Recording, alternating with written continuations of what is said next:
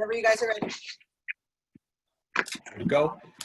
Good evening, everybody. It's August 19th, 2020, and I have to read this statement in. Statement regarding remotely conducted open meeting, Conservation Commission, August 19th, 2020. Good evening. The open meeting of the Conservation Commission is being conducted remotely via Zoom teleconference consistent with Governor Baker's executive order of March 12, 2020, due to the current state of emergency in the Commonwealth due to the outbreak of the COVID-19 virus. While still ensuring public access, this order suspends the requirement of the open meeting law to have all meetings in a publicly accessible physical location. Further, all members of public bodies are allowed and encouraged to participate remotely. You can find the order posted on the town's website. Regardless of our inability to meet in person, it is our intent to ensure continued transparency and the ability of the public to at least view the actions of the Commission. Ensuring public access does not ensure public participation unless such participation is required by law. Please note this meeting is being recorded. Accordingly, please be aware that others may be able to see you, and thank you to take care to not share your screen. Anything you broadcast may be captured by the recording. So welcome everybody, August 19th, 2020. The first thing is a continuation. It's for 630 290 Putnam Hill Road. We'll need a motion to continue that.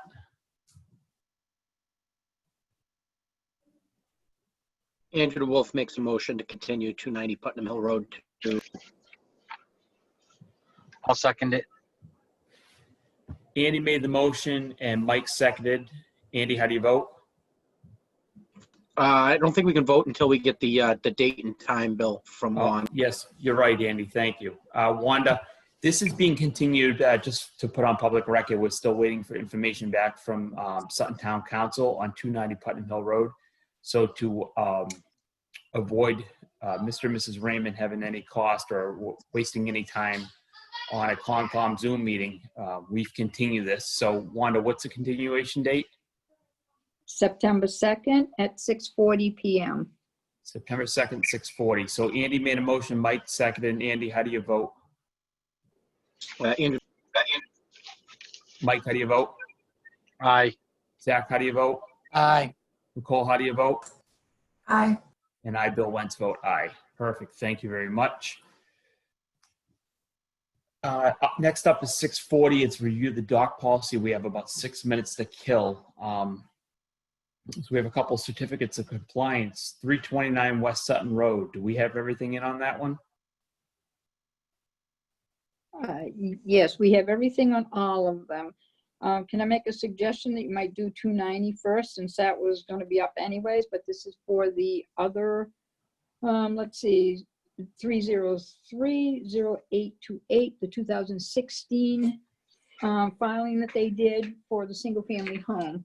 So you need to decide if you are going to do the certificate of compliance for that.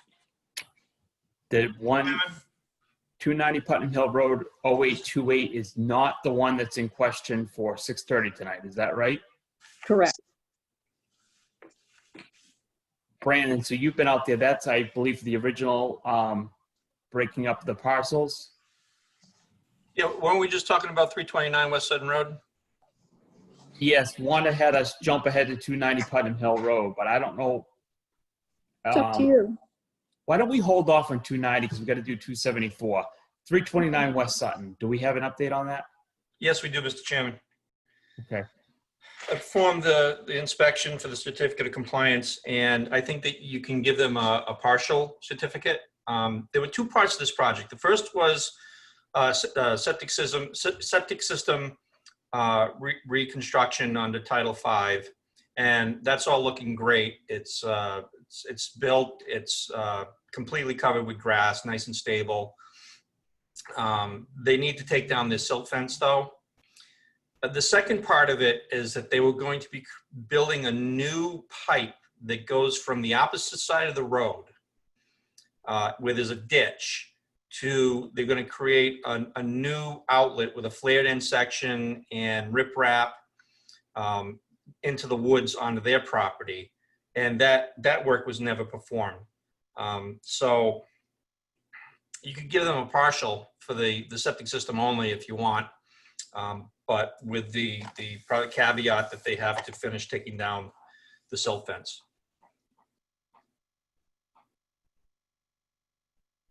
Any discussion on this with anybody? I just have a question for Brandon. Yes. Wouldn't they also then have to do the pipe that goes across the road as well? Eventually, yes, but that's where partial versus complete certificate of compliance comes into play. You can give an applicant a partial for finishing a part of the project. Sometimes projects are very large. Not that this one's that large, but it does have two distinct parts.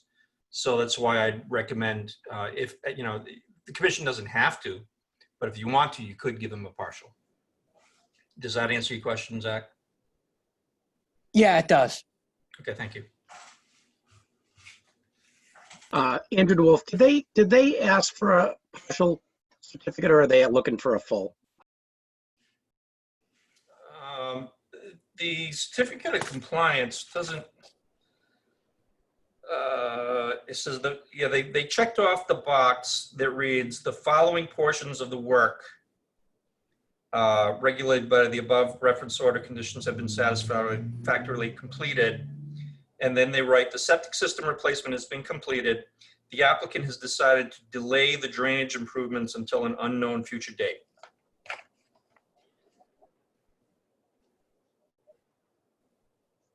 So would they be asking for an extension for the order then? Perhaps, maybe I not. It just says an unknown future date. So, if they get close to the date of the expiration, yeah, they would. Yeah, I mean, me personally, I'd rather leave it open and close it as a whole when that work is completed, or have them come in and tell us that they're not going to do it at all, and then close it out. So I'm with Andy. It's confusing. I'm confused a little bit. What does a partial accomplish? So there's still an open order. What's that? Go ahead. I'm sorry. I should let you go ahead.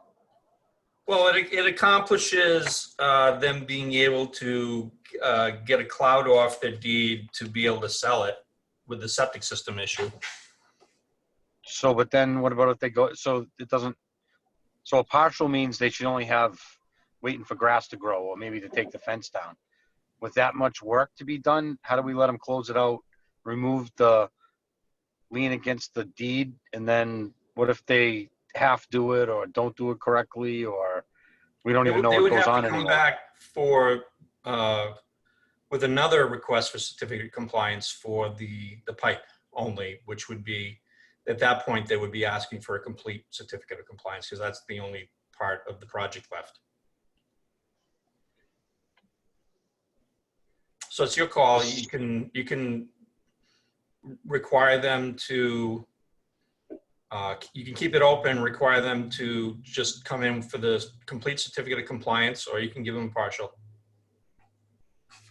And by the way, on the certificate of compliance form that is issued by the Conservation Commission, there's two boxes you can check off, and there is a spot for a complete certificate, and then there's another box that says partial certification, and then you write, and there's a section to write down what portions of the project they have satisfactorily completed.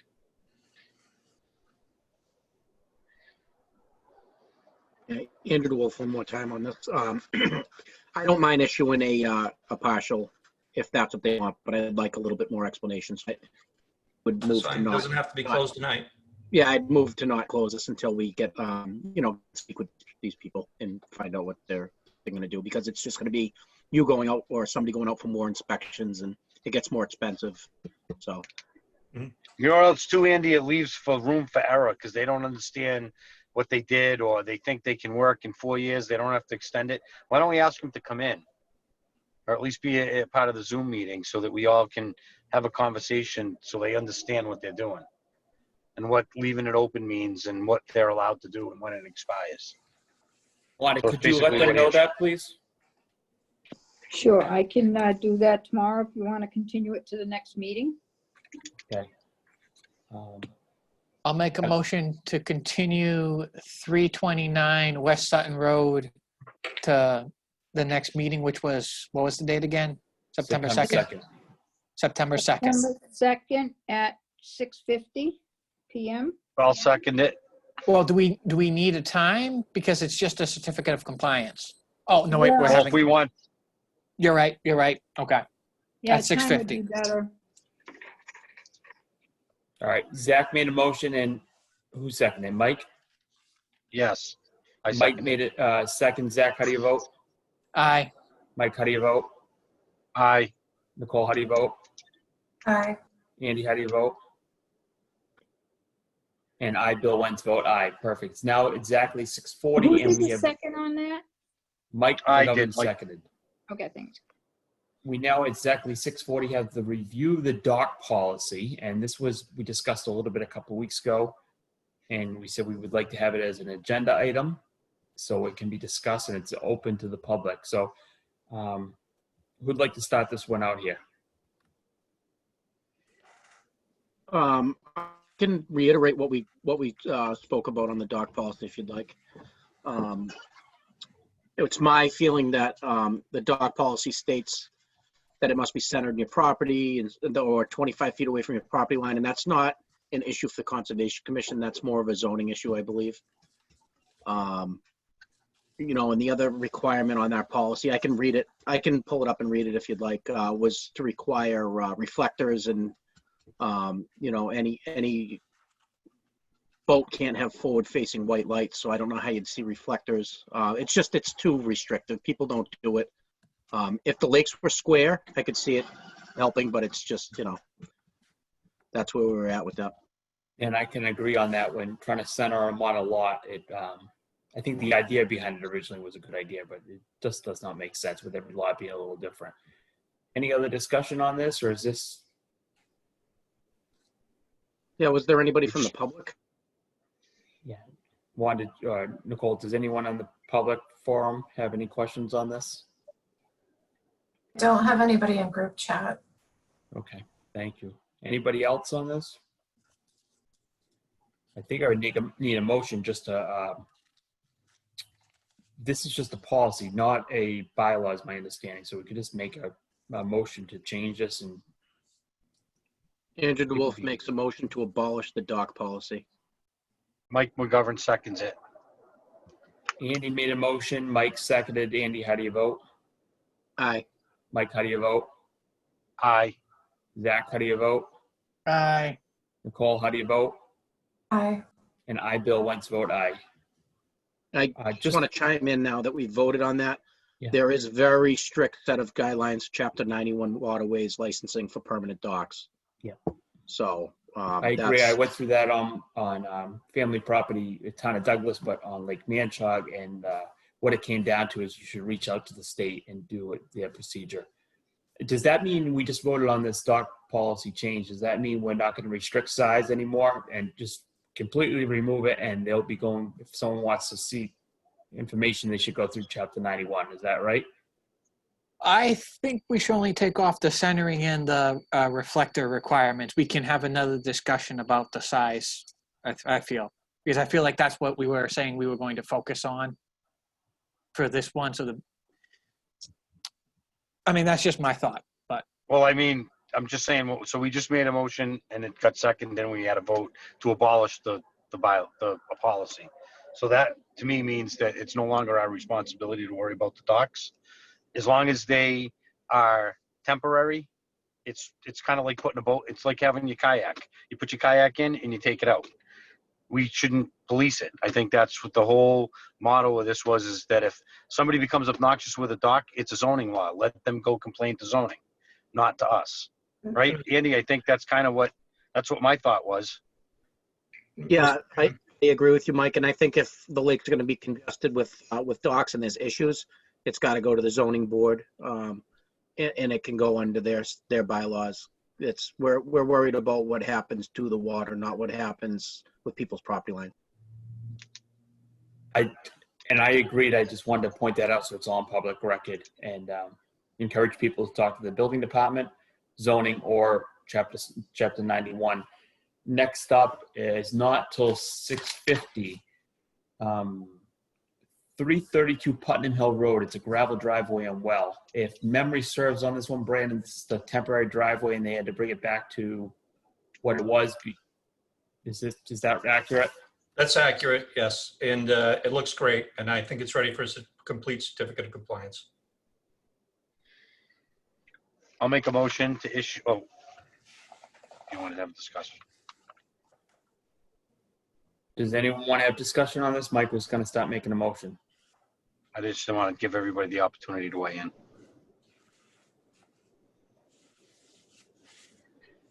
No discussion, Mike.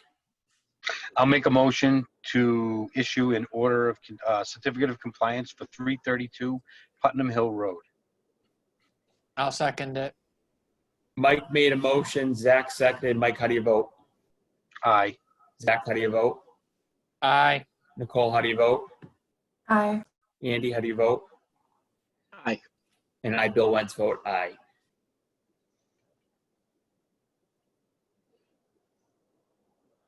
"14 Old Tavern Lane, house septic and grading." I believe Brandon went out to this one today. Yes.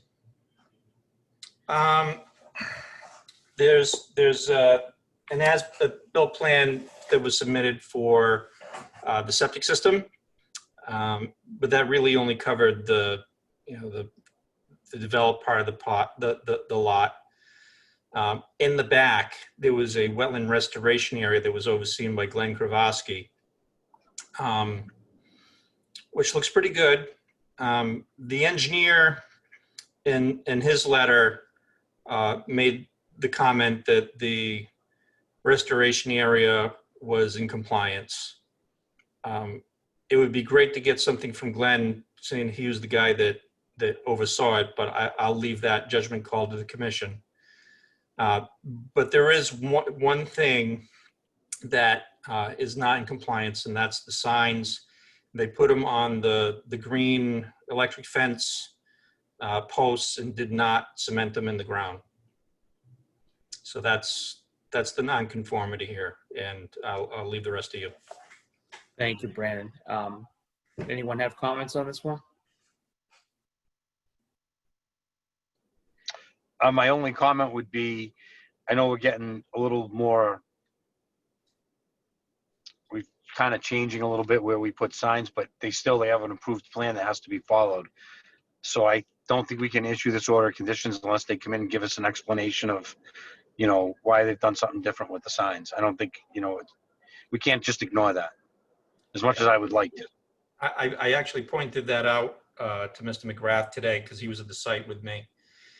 And when I told him that, he seemed confused. So we looked at the site plan, and I pointed out the detail that shows where he has to put in the galvanized posts and have them cemented in the ground. And he was just surprised, I guess, that little detail got overlooked, and now he's going to have to deal with it. But if you'd like him to address it, himself, you can do that. With a green I don't post have the cemented in? Well, I don't have the site. So the green post, and you might as well not even do them. Those aren't going to last a year. They're not real. I should say they'll probably last longer than that, but that's more of a temporary fence post than a galvanized rod. And then I think it actually is a hindrance. Now you got rotted half poles, and, I'd rather see nothing than the sign not done correctly. I think that we should ask them to come in. I don't have the site plan in front of me to see if maybe we could consider less signs or a different approach to how we mark out I'd have to see the plan. We don't have it up. And I think he should come in because it's not done, it's technically not done as planned. And at least let's have a conversation and talk it out as a board. I did receive an email from Mr. McGrath earlier, which I shared with you and Bill. If I could read this in, maybe it'll shed some light on it if everybody's willing to listen for a minute. Yes, please do. It says, and I believe it's because he thought I was still the chair, so I forwarded it right off to the chair out of respect. But this says, to Sutton Conservation Commission from Matthew McGrath. I'm writing to you in regards to the wetlands restoration project on my property at 14 Old Tavern Lane. The work has been completed. Summit Engineering conducted a site inspection on August 3rd and noted no major deviation in site plans. The engineer submitted a letter of substantial compliance to the commission. The metal buffer zone sign posts are different from the posts specified on the plans. I'm requesting a minor change to allow the sign posts currently installed. All 9 signs have been installed and are in the correct placement. The commission's consideration would be greatly appreciated.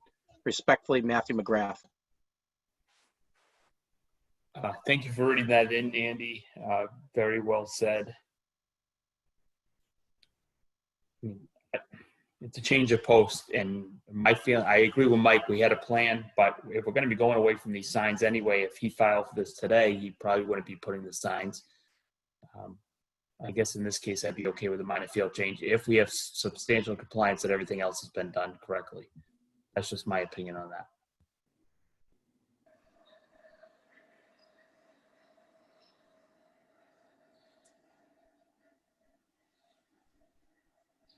We got to either make a decision here, folks, or continue because we're a minute past over right now.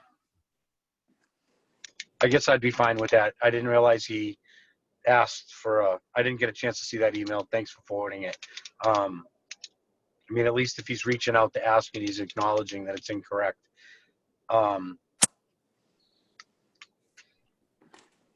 Brandon, just for a little enlightenment, where were these? Are they right on edge of wetland? Are they, at 80 feet and out in his lawn? They're at the edge of the lawn, right at the wood line. And they are in the buffer zone at least 50 feet away from the wetland. I'd be fine with that then. Just keep in mind, he could pull them up with one hand tomorrow. And I'm sure he will. I don't disagree that he will. It's just, like Bill said, we're going to be more mindful for where we're putting signs. I mean, I'd like to see him push them back and put them along the edge of the wetland because at least he'll leave them there. That was my whole thoughts when we're asking people to put signs out along the edge that are visible, for, that it actually, it's a nuisance. You look at it and you don't want to see it and then they're gone. If they put them on edge of wet, I mean, I guess I'd be fine if he pulls them out of the ground and puts them along the edge of the wetland. Could we ask him to do that? Because I mean, if they're just stuck in the ground, Will you let me know when Sutton comes up? Because I don't know how to use this. I don't know how to lower the volume. We're picking up some, we got to move on here. We're over. I so. just muted it. Okay, I'll make a motion to continue the certificate of compliance until September 2nd under board business. why don't we ask him to weigh in on it and be just part of that Zoom conversation? We just talk out the signs with him. It's a motion on the table. Zach made a motion. Got a second? I'll second it. Mike seconded. Zach, how do you vote? Aye. Mike, how do you vote? Aye. Nicole? Aye. Andy? I'm going to vote nay on that because I hate the signs that much. Okay. And Bill wants to vote aye. One of that's I need a time. Do you want to put it under board business or do you want to put it under the actual time-wise? give them a time because it sounds like we're going to have discussion on if we want these signs, if we don't want these signs. Okay, at 7 p.m. 7 p.m. Yeah. Thank you. Next up is 650. It's now 654, 172 Manchog Road. Got to read this one in. The Sutton Conservation Commission will hold a public hearing on Wednesday, August 9th, 2020 at 6:50 at the Sutton Town Hall, 4 Oxbridge Road, Sutton, Mass. The purpose of this hearing is to review a request for determination of applicability submitted to the Conservation Commission, Michael Bronson, Sutton, Mass. The project consists of removal of 5 dead trees on map 42, parcel 13, 172 Manchog Road, Sutton, Mass. This notice is publicized in accordance with the provisions of General Law, Chapter 131, Section 40, commonly known as the Wetlands Protection Act and the Sutton Wetlands Protection Bylaw. This will be a virtual meeting in accordance with the orders issued by the governor during this current state of emergency. There will be no in-person attendance by the public. Persons may attend and participate in the hearing by using the online Zoom application at zoom.us/join or via phone at 929-205-6099. Meeting ID 876-015-80048, password 719051. You may also provide input by emailing to w.bean@town.sutton.ma.us or mailing to Conservation 4 Oxford Road, Sutton, Mass. 01590. An electronic file of the application can be viewed on the town's website at www.suttonma.org/conservation, pages August 19th meeting materials. And then a copy of the same may be requested via email at w.beantown@sutton.com or 508-865-8728. This was published August 6, 2020, and I apologize I have to read that entire thing in. Mr. Bronson, if you're on, if you'd like to give us tonight, tell us what's going on, please. Yeah, so I have 5 dead trees on the property. One of them is actually a town tree because it's close to the road. They're dead and I got limbs falling, so I say that they're unsafe. And I would like to proceed with removing them. Thank you. Nicole's sharing the screen here. Anyone have any comments on this?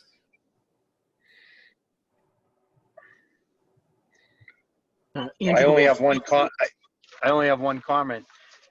If they're along the edge of the street, they have to go through planning board. That's a scenic road. I mean, I'm fine with taking the trees down. It's just the planning board has to weigh in on any street trees on Manchog Road. The tree warden already has it on his list. As long as you have permission from planning board, I don't have an issue with it. That's all I'm saying. Okay. Yeah, Matt. So just make sure you speak with Jen Hager, and no, it's Jen Hager, the town planner. She runs the planning department, and as long as she says that you comply with all the regulations on a scenic road, that would be my only comment. Andrew Wolf, I'm just having a hard time reading the plan here, but how far away are these trees from the water, would you say? To the two at the top there are probably 15 to 20 feet from the water.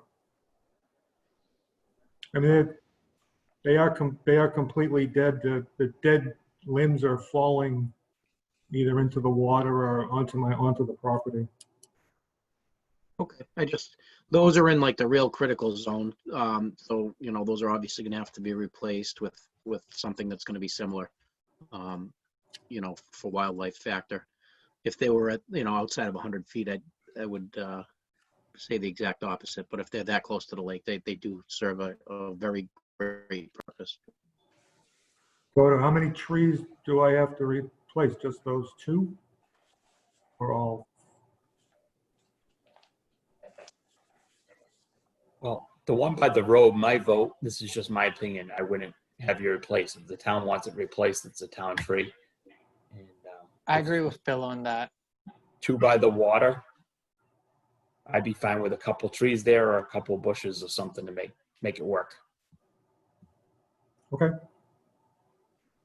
So do I have to revise my plan and resubmit? No, we can just list it as a condition. Okay. Does anyone else have any comments on this? So is it 2 trees, just to be clear? Yes, it's the 2 trees, and typically we require a letter from an arborist, but I have been by on both the water and road, and I can tell myself with my own eyes that they're dead. And There was some from an arborist. oh, we do? Okay. I do have a letter from an arborist. Okay, perfect. Well, someone Yeah, wants to make a motion here? Well, just one more thing, Bill, not to waste any time, but if all these trees are within 50 feet of the water, the 4 that he's taken down, other than the one near the road, I really feel strongly that they should be replaced with 4 trees, only because of the wildlife value. They are very important when they're that close. That 50-foot zone is the important zone. Like I said, if they were outside of 100 feet, it would be. Okay, thank you, Andy. Anybody else? So 4 trees? No, I think what he said was just the ones within 50 feet. I think the ones by the street we're good with, so 2 of them. I think what we're looking for is 2 trees. So if you take a tree down within 50 feet of the water, Okay. I just think too, and it'll look nice. I mean, it'll be kind of barren with all those trees, even though they're dead. So I don't think, you know, a red maple or something that's native, they like to see a native species. Maybe put some oak trees back. I know the oaks have been hitting really bad. You might not want those in your yard. So any 2 trees that you feel would suit your needs, you know, of what you guys would like. That's what I would put. And I think the commission would be happy with that. So if you'd like, I'll make a motion for a negative determination. You got to close the At public once. hearing first. Oh, sorry. I'll make a motion. We haven't done any of that really tonight. I'll make a motion to close the public hearing. If there's no more discussion. Andrew DeWolf seconds. Mike made a motion. Andy seconded. Mike, how do you vote? Aye. Andy, how do you vote? Aye. Zach, how do you vote? Aye. Nicole, how do you vote? Aye. And I, Bill Wentz, vote aye. I'll make a motion for a negative determination for 172 Manchog Road with the one stipulation that they replace the 2 trees by the water with 2 native trees of 1.5 to 2 inch caliber of a native species. Andrew DeWolf seconds. Mike made a motion. Andy seconded. Mike, how do you vote? Aye. Andy, how do you vote? Got an aye, Andy. Aye. Zach, how do you vote? Aye. Nicole, how do you vote? Aye. And I, Bill Wentz, vote aye. Thank you very much. You're good to start on those trees today.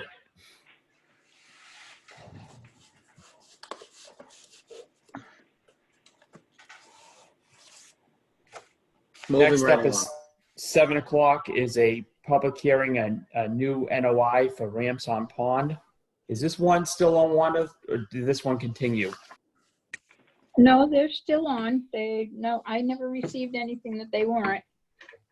So they're good. The Sutton Conservation Commission will hold a public hearing on Wednesday, October 19, 2020 at 7 p.m. at the Sutton Town Hall, 4 Uxbridge Road, Sutton, Mass. The purpose of this hearing is to review a notice of intent submitted to the Conservation Commission by Kathy Crew, Ramson Pond Association, Millbury, Mass. The project consists of an implementation of aquatic invasive vegetation management program on Ramson Pond, Sutton, Mass. On map, which is it's on a great pond, no parcel number on Ramson Pond, Sutton, Mass. The notice is publicized in accordance with the provisions of General Law, Chapter 131, Section 40, commonly known as the Wetlands Protection Act and the Sutton Wetlands Protection Bylaw. This will be a virtual meeting in accordance with the orders issued by the governor during the current state of emergency. There will be no in-person attendance by the public. Persons may attend and participate in the hearing by using the online Zoom application at zoom.us/join or via phone 929-205-6099, meeting ID 876-015-80048, password 719051. You may also provide input by emailing it to w.bean@town.sutton.ma.us or mailing it to Conservation 4 Uxbridge Road, Sutton, Mass. An electronic file of the application materials can be viewed on the town's website at suttonma.org/conservation, and a copy of the same may also be requested via email at w.bean@town.sutton.ma.us or by phone 508-865-8728. Welcome, Ramson Pond. Hi, my name is Keith Gazelle with Solitude Lake Management, representing the applicant. So we were approached by the group at Ramson Pond regarding some increase in aquatic vegetation growth, particularly along the shorelines of the pond. The bulk of the vegetation, and really all of the submersed aquatic vegetation, is comprised of native plant species. However, the densities of those species have reached a point where they are beginning to interfere with some of the other kind of recreational uses of the system. And so we have proposed kind of an area selective management of specific points of growth to alleviate some of the density using state and federally registered aquatic pesticides. So essentially what we're proposing is kind of a monitoring program that will start in the early season to identify existing plant growth, and then, with input from the association, identifying specific areas to implement control. I think we are anticipating probably not more than 15 to 20 acres of management per year.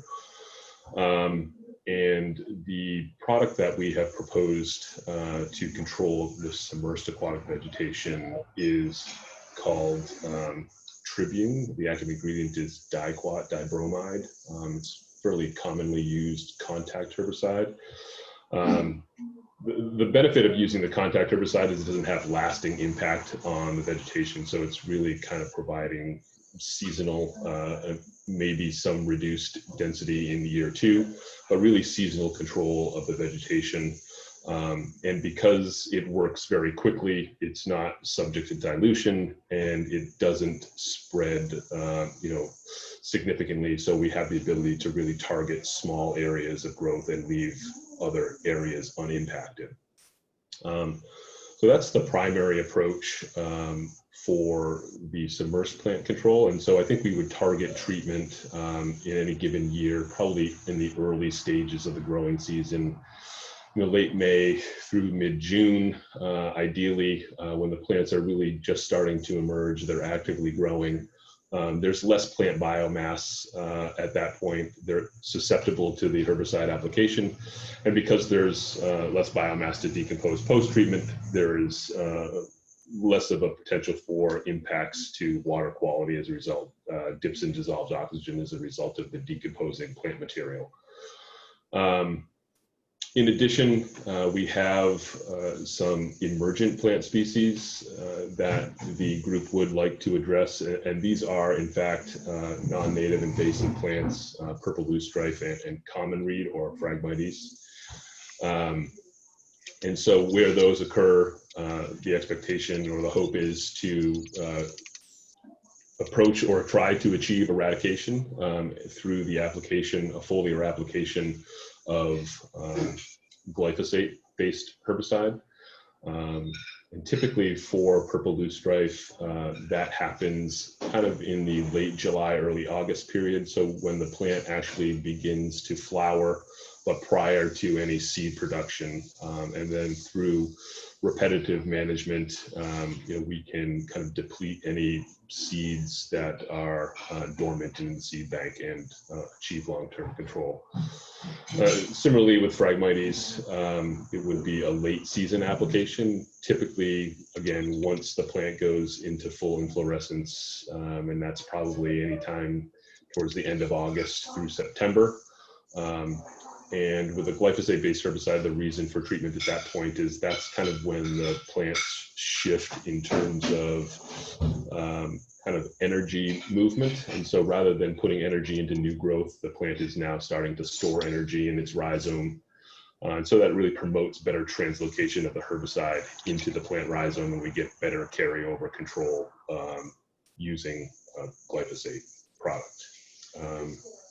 And so I think we would follow that management up with kind of a late season survey to document kind of the level of plant control achieved, and really to kind of take a look at any new plant occurrences or are there any impacts to non-target species as a result of the program, and in order to be able to make modifications or recommendations to either improve the level of control or mitigate any non-intended impacts.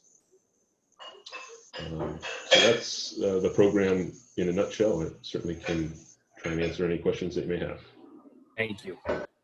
Brandon, I'll go to you because this is a pretty in-depth one. Yeah, it gets kind of technical. Sure. Thank you, Mr. Chairman. So Keith, a couple of years ago, the commission issued an order of conditions for the same thing, but for Manchog Pond. Okay. So to you and to the commission, I'm thinking that we should probably do something similar for Ramshorn as what you did for Manchog. And the whole idea behind Manchog was that Singletary, Manchog and Ramshorn are drawn down in the wintertime.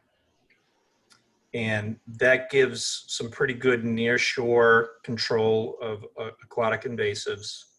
So the idea is that that is still the primary way that you deal with suppression of aquatic invasives, and that the use of the chemicals is because that there are still areas that, even with the drawdown, are getting so bad that you have to do it.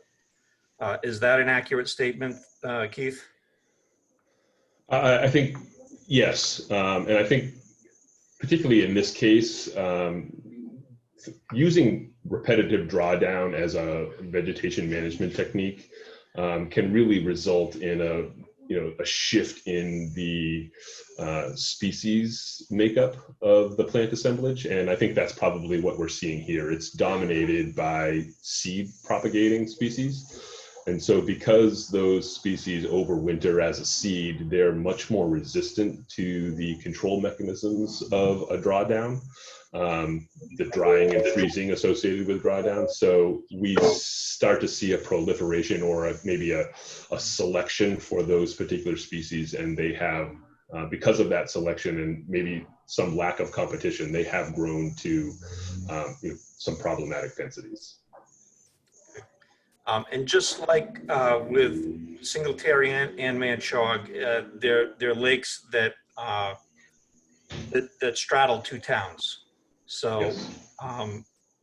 I called the conservation agent in Millbury because I wanted to coordinate with him, just like I coordinated with Steve Zisk at Douglas when Manchog came through.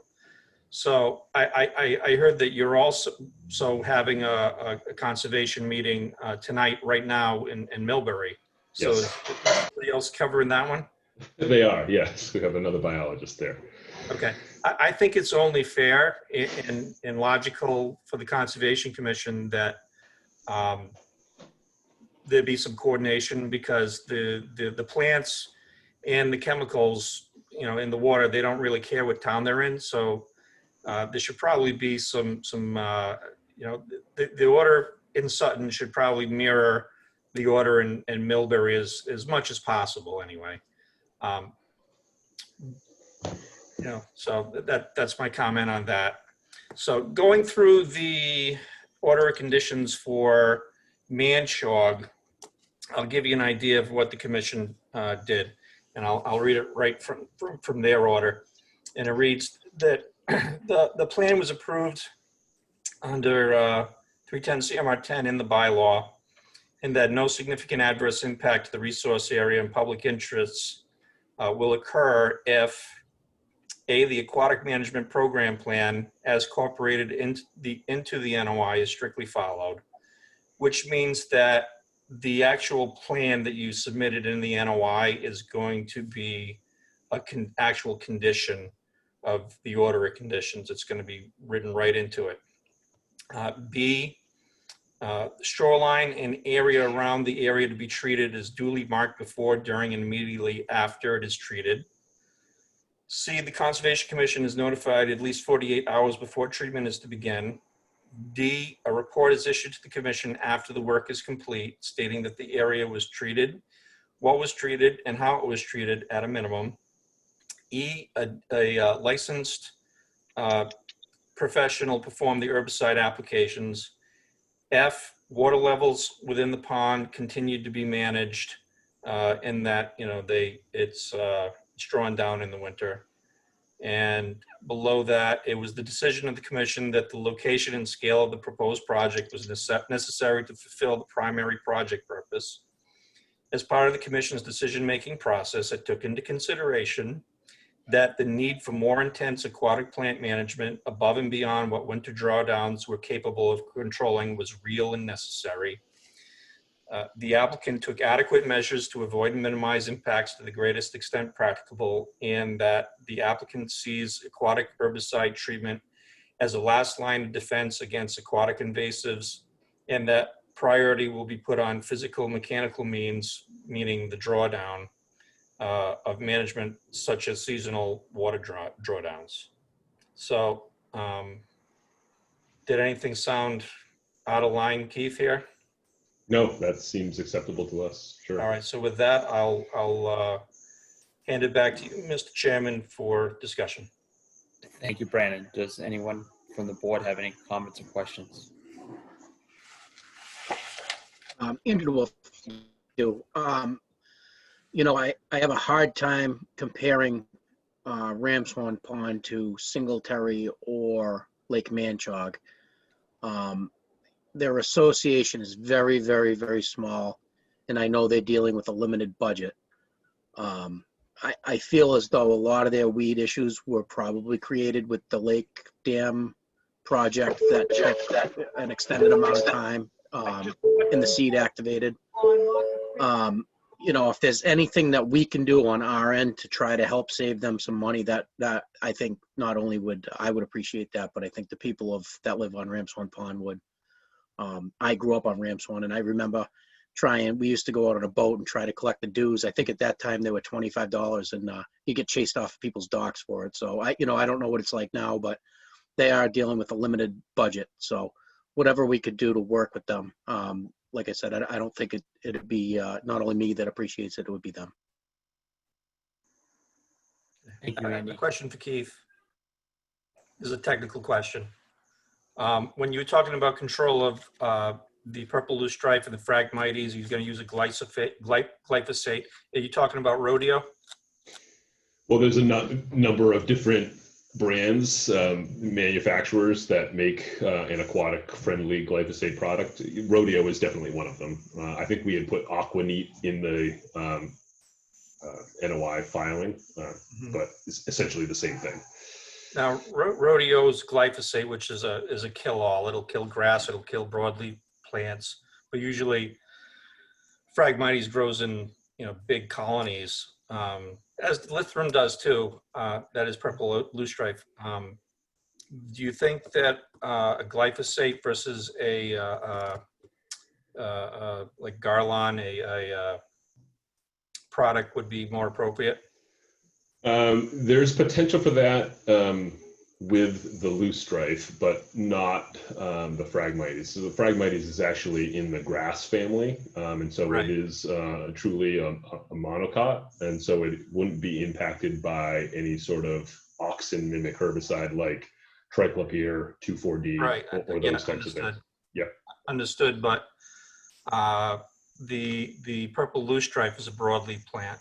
Yep. So there is potential for that. I think the amount of growth that we've seen is, if that was the request of the commission, I think we could certainly comply.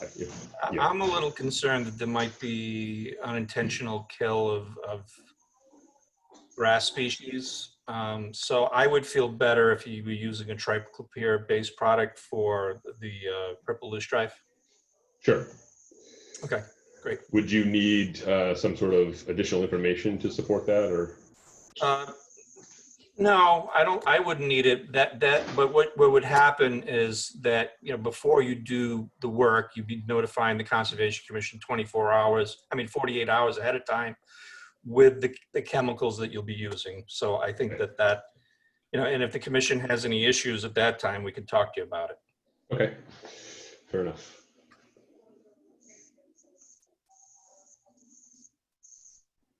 Any other comments, concerns, questions?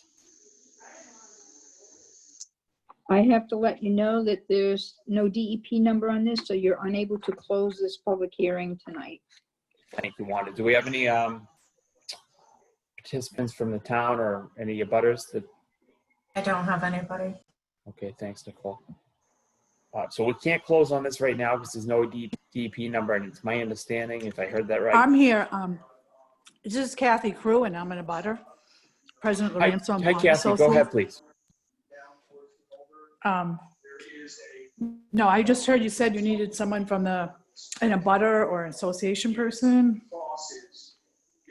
Kathy, that's only if you want to speak. But if you don't have anything to share, you're good. Oh, okay. I thought Wanda said she needed someone from. Never mind. Nope, thank you, Kathy. Does anyone have anything, or should we continue this for 2 weeks? Because we can't close without a DP number anyway. Oh, okay. I think we should continue until the 2nd, and that way we can also coordinate with the other town as well, so we can get their thoughts as well, so we can try and coordinate as best we can. Brandon, will that give you enough time to talk to the Millbury agent? I hope so. I hope so. It should be. I mean, we've already been in touch with each other, and they have their meeting the same night and same time just about that we do. Yeah, and these are pretty straightforward. So, and to Andy's point, we definitely want to keep all the costs down. And I would love to close this out tonight, but we can't without a DEP number, unfortunately. So, Zach, did you make a motion to continue? Yep, sure. I'll make a motion to continue until September 2nd at 7:10. 7:10, yes. Okay. I'll second. Zach made a motion, Nicole second, and Zach, how do you vote? Aye. Nicole, how do you vote? Aye. Andy, how do you vote? I have regular lips. That was an aye, and I, Bill Wentz, vote aye. Thank you all for coming in, Keith and Kathy. And the town I vote vote aye in. too. Bill, you forgot me, but I vote Oh, aye. Mike, yes, I did. Mike voted aye. Thank you, guys, and we'll see you in 2 weeks. Thank you, everyone. Bye. Thank you. Have a good night. Next up is 7:10 p.m. and it's now 7:22. The Sutton Conservation Commission will hold a public hearing on Wednesday, August 19th, 2020 at 7:10 at the Sutton Town Hall, 4 Oxford Road, Sutton. The purpose of this hearing is to review a notice of intent submitted to the Conservation Commission by Jeffrey Penterson, Whitensville, Mass. The project consists of a proposed septic system repair on map 35, parcel 39 on 6 Glen Court, Sutton, Mass. This notice is publicized in accordance with the provisions of General Law, Chapter 131, Section 40, commonly known as the Wetlands Protection Act, and the Sutton Wetlands Protection Bylaw. This will be a virtual meeting in accordance with the orders issued by the governor during the current state of emergency. There will be no in-person attendance by the public. Persons may attend and participate in the hearing by using the online Zoom application at zoom.us/join or via phone 929-205-6099. Meeting ID 876-0158-0048, password 719051. You may also provide input by emailing to w.bean@town.sutton.ma.us or mailing to Conservation 4 Oxford Road, Sutton, Mass. 01590. An electronic file of the application can be viewed on the town's website at suttonma.org/conservation. August 19th meeting materials, and a copy of the same may be requested via email to w.bean@town-of-sutton-mass.us or by phone 508-865-8728. And Jeff, welcome if you're on with us.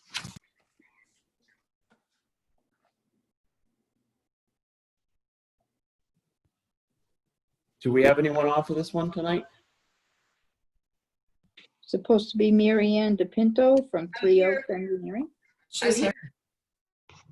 Can you hear me? Yes, Marianne, go ahead, please. Oh, I just got on, so I'm, okay. This is for 6 Glen Court, the septic repair. It's in the front yard, and there's a wetland on, across the other side of the driveway. There you go. Thank you. More than 50 feet from the repair. It's on lawn. And it's in between 2 driveways, essentially. The erosion controls are shown on the plan.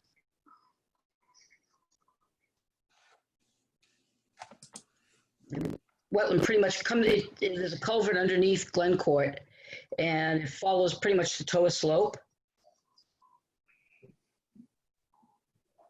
And there's a well in the back. You know, they had to keep 100 feet away from the well.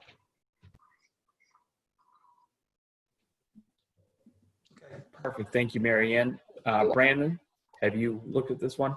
I have, and this is a pretty easy one to decipher. Dealing with the BVW here, I checked out the wetland flags. They're very accurate. So it has a 100-foot buffer zone and AWRA under the bylaw. Where they're proposing to replace the system is in the front yard, and it's more than 50 feet away from the wetland resource area, which is the first step. And the second step is that it's almost entirely within pre-existing lawn. I think they're going to have to remove one Alberta spruce, which is one of those small ornamental spruce trees that you use to hide your electric meter, and maybe a little garden area. So this was a pretty easy review, and I would recommend a negative determination. With the caveat, there's only one thing that didn't conform here, was that the erosion control detail shows a wattle, but it doesn't meet the Sutton Concom policy, which is the 100% biodegradable 12-inch. I think they have the 8-inch here. That'll most likely come as the vinyl mesh. So I would recommend that there be a condition that they use the 12-inch 100% biodegradable wattle, and otherwise issue a negative determination. Thank you, Brandon. Anyone from the board have any questions, concerns, comments on this? So Mike, my only question is this really, really flat? It looks like from the plan that it's really, really flat. It is. So I just watched them do the septic system at the end of Boston Road, and they put up biodegradable black silk fence. It was very similar. It was super flat. I thought it was really overkill. I know that we have a policy, we like to use biodegradable, but I think this is a case where they should use the more removable ones that are easy to clean up, because we know they're going to want it. It's their front yard. If we don't want to use, then use a black silk fence. If we don't, so if we don't want to do the regular wattle, I would recommend just a black silk fence with no wattles at all. And I'll make a motion to close the public hearing, if there's no other discussion. I'll second Mike's motion. Mike made a motion, Andy seconded. Mike, how do you vote? Aye. Andy, how do you vote? Aye. Zach, how do you vote? Aye. Nicole, how do you vote? Aye. Then I, Bill Wentz, vote aye. I'll make a motion to have a negative determination with the only changes that they use a black silt fence instead of hay bales to define scope of work. Okay. And that they leave them up until the yard's stabilized, and then obviously take it down. Andrew Wolf, second step. Mike made a motion, Andy seconded. Mike, how do you vote? Aye. Andy, how do you vote? Aye. Zach, how do you vote? Aye. Nicole, how do you vote? Aye. And I, Bill Wentz, vote aye. Thank you for coming in, and good luck on the project. That would be great. Thank you very much. You're Appreciate welcome. Have a good night. it. You too. Bye now. Catching up here again. 7:20, the Sutton Conservation Commission will hold a public hearing on Wednesday, August 19th, 2020 at 7:20 p.m. at the Sutton Town Hall, 4 Oxford Road, Sutton. The purpose of this hearing is to review a request for determination of applicability submitted to the Conservation Commission by James Fitzpatrick, Sutton, Mass. The project consists of a septic system repair on map 11, parcels 3 on 190 Worcester Providence Turnpike, Sutton. The notice is publicized in accordance with the provisions of General Law, Chapter 131, Section 40, commonly known as the Wetlands Protection Act, and the Sutton Wetlands Protection Bylaw. This will be a virtual meeting in accordance with the orders issued by the governor during the current state of emergency. There will be no in-person attendance by the public. Persons may attend and participate in the hearing by using the online Zoom application at zoom.us/join or via phone at 929-205-6099. Meeting ID 876-0158. 0048, password 719051. You may also provide input by emailing to w.bean@town.sutton.ma.us or mailing to Conservation, 4 Oxford Road, Sutton, Mass. 01590. An electronic file of the application materials can be viewed at the town's website, www.suttonmass.org/conservation, pages August 19th meeting materials, and a copy of the same may also be requested via email to w.bean@town.suttonma.us by phone 508-865-8728. Welcome, James Fitzpatrick. Hello, how are you doing? How are you? I'm well, I'm well. I see you on the screen, so I assume, I'm hoping you can see me. Bob, can We I stop you can't. for 1 second? Bill, I think 190 and 192 we could do at the same time, so we don't have to read it in again. Can we do that, or? seeing as though we're Unfortunately, past- no, because one is a request for determination and the second one is an NOI, and you have no DEP number. Okay, So thanks. I think you have to do them separate. Well, that's a good question, Andy. Can, and maybe someone would know, can I read 192 in for the NOI so we can discuss both and we could just vote on them separately, or does that not work? I think you can. It won't work. It won't work. It won't work. Okay, so we do have We to don't have a DEP, we don't have a DEP file number yet for the notice of intent. So I would prefer that we just do the RDA by itself because we can't really act on the notice tonight. Thank you. Thanks for, perfect. Okay, so no DEP number. Okay, so take it away. We got a septic repair here. Okay, the septic system is located in the front of the building. You can see we have a perennial stream, Cold Spring Brook. The actual work for the septic system is over 100 feet away from the brook, and where the RDA is for the riverfront zone. If you look at the configuration of the septic system relative to the stream, it's behind a building essentially. And again, this site is perfectly flat where the septic system is going. It is, the grade change doesn't change more than 3 inches over the whole septic system. So we're not anticipating any negative impacts as a result of the septic system, within the wetlands. The work that you see on this plan relative to, a detention basin near the river and all that is not part of this project. This RDA is only for the septic system. Yeah. And that's pretty much it. Bob, Brandon, any comments? The septic system is a no-brainer. It's up by the street. It's at least 100 feet away. It's in pre-existing lawn. It's almost the same idea as 6 Glen Court, which we just heard, except now the resource area is a riverfront area, which instead of being 50 feet away, you need to be 100 feet away.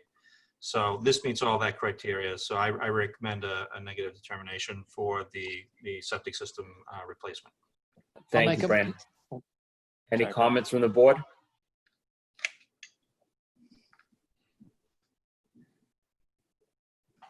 Any abutters? Need a motion, please? I'll make a motion to close the public hearing first. Or do we? No. Yeah, that's right. All right, I Close make a motion first. to close the public hearing. I'll second it.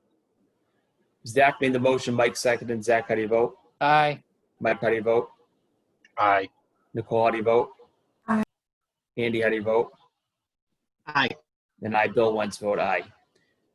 I make a motion to issue a negative determination for 190 Worcester Providence Turnpike. I'll second it. Zach made a motion, Mike seconded. Zach, how do you vote? Aye. Mike, how do you vote? Aye. Andy, how do you vote? Aye. Nicole, how do you vote? Aye. And I, Bill Wentz, vote aye. Thank you, Bob. Now we're up at 7:35, but it's 7:30. It's 192 Worcester Providence Turnpike. This is Bob again, and I have to read this one in, unfortunately.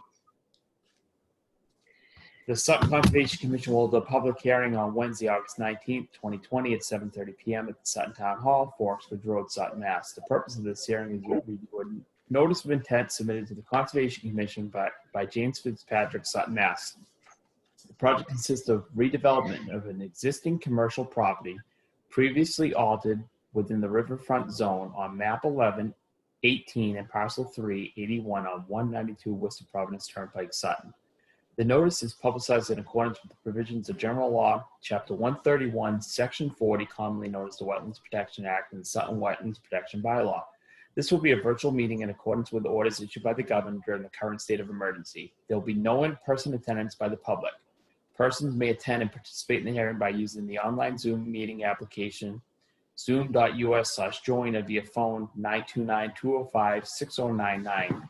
Meeting ID 876-0158-0048, password 719051.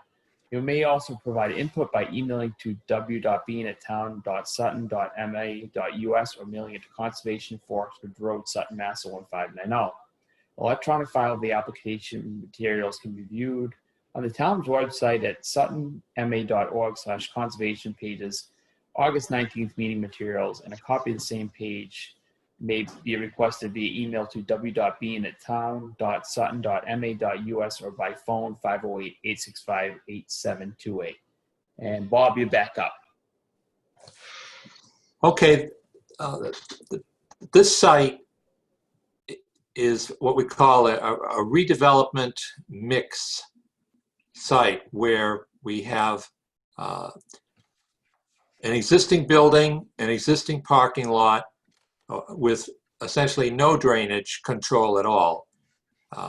So what we're proposing to do is first reduce the pavement behind the existing building and put a detention basin in that area that fits.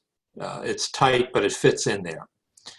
We've done the drainage calculations that were submitted, and what we show is that we're significantly reducing the drainage runoff from the site. And on the building, in fact, the two buildings that are proposed, all of the rooftop runoff from the building up to the 100-year storm is recharged into the sand in the front. It's a very sandy, Hinkley sand, good soil. So the parking lot, both parking lots are going to drain into detention basins, and the roof is going to 100% recharge into the ground. So this project will greatly enhance the drainage runoff situation that we have right now. Another thing to be noticed is that the second building, the proposed building, is in a lot. It's a non-conforming lot, but it was completely degraded and filled in, originally filled in, excavated, and then filled in again. This was referenced to me by Richard DiGaetano, who owned gravel pits in this whole area. He said, what you see there now used to be a lot lower. It's all been filled in. So it's a redevelopment of a site that was previously significantly degraded. The drainage from the new building area, all of the new drainage is to go through a storm scepter catch basin. And that is one of the requirements in order to treat the drainage runoff from any new paved areas prior to going into a detention basin. Under the riverfront guidelines, you can put drainage detention basins within 100 feet of a riverfront zone. It's allowed because water flows downhill. That's where the water's going to go. But essentially, what we're asking to do here is to redevelop a previously degraded site, and in the course of doing that, we will be, providing additional drainage, detention, runoff, recharge of the stormwater runoff, and also lowering the potential for flooding in the area by significantly reducing the amount of runoff that goes toward Cold Spring Brook. Another thing to be noted here is that the water here is detained. We went through the RDA process on the Cold Spring Brook, and we determined that it was in fact a perennial stream throughout. But if you look at the dam on the lower side of the project, on the far east end of the project, there's an existing dam there that does detain the water. Well, what that does is it further detains the water that comes from this site. So you're going to have a significant decrease in flood waters from this area. Number one, through the recharge of all the building rooftop, detention of all the stormwater runoff from the pavement, and then you get the further detention of the dam that's in the existing river. So when you take a look at the hydrology calculations, there's a significant reduction in drainage, and that's the main issue with working in the riverfront zone. Is how do you impact the river? And this project, the way it's designed, is going to have a positive impact on positive on the existing conditions, but negative as far as negative impact on the river. With that, I'll open it up. We still have to go through zoning and the planning board. We are in the 146 business overlay district, and that requires some permits, special permits. But just be aware that this entire project is located in existing non-conforming lots. So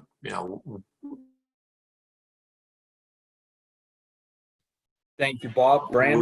we anticipate getting some relief.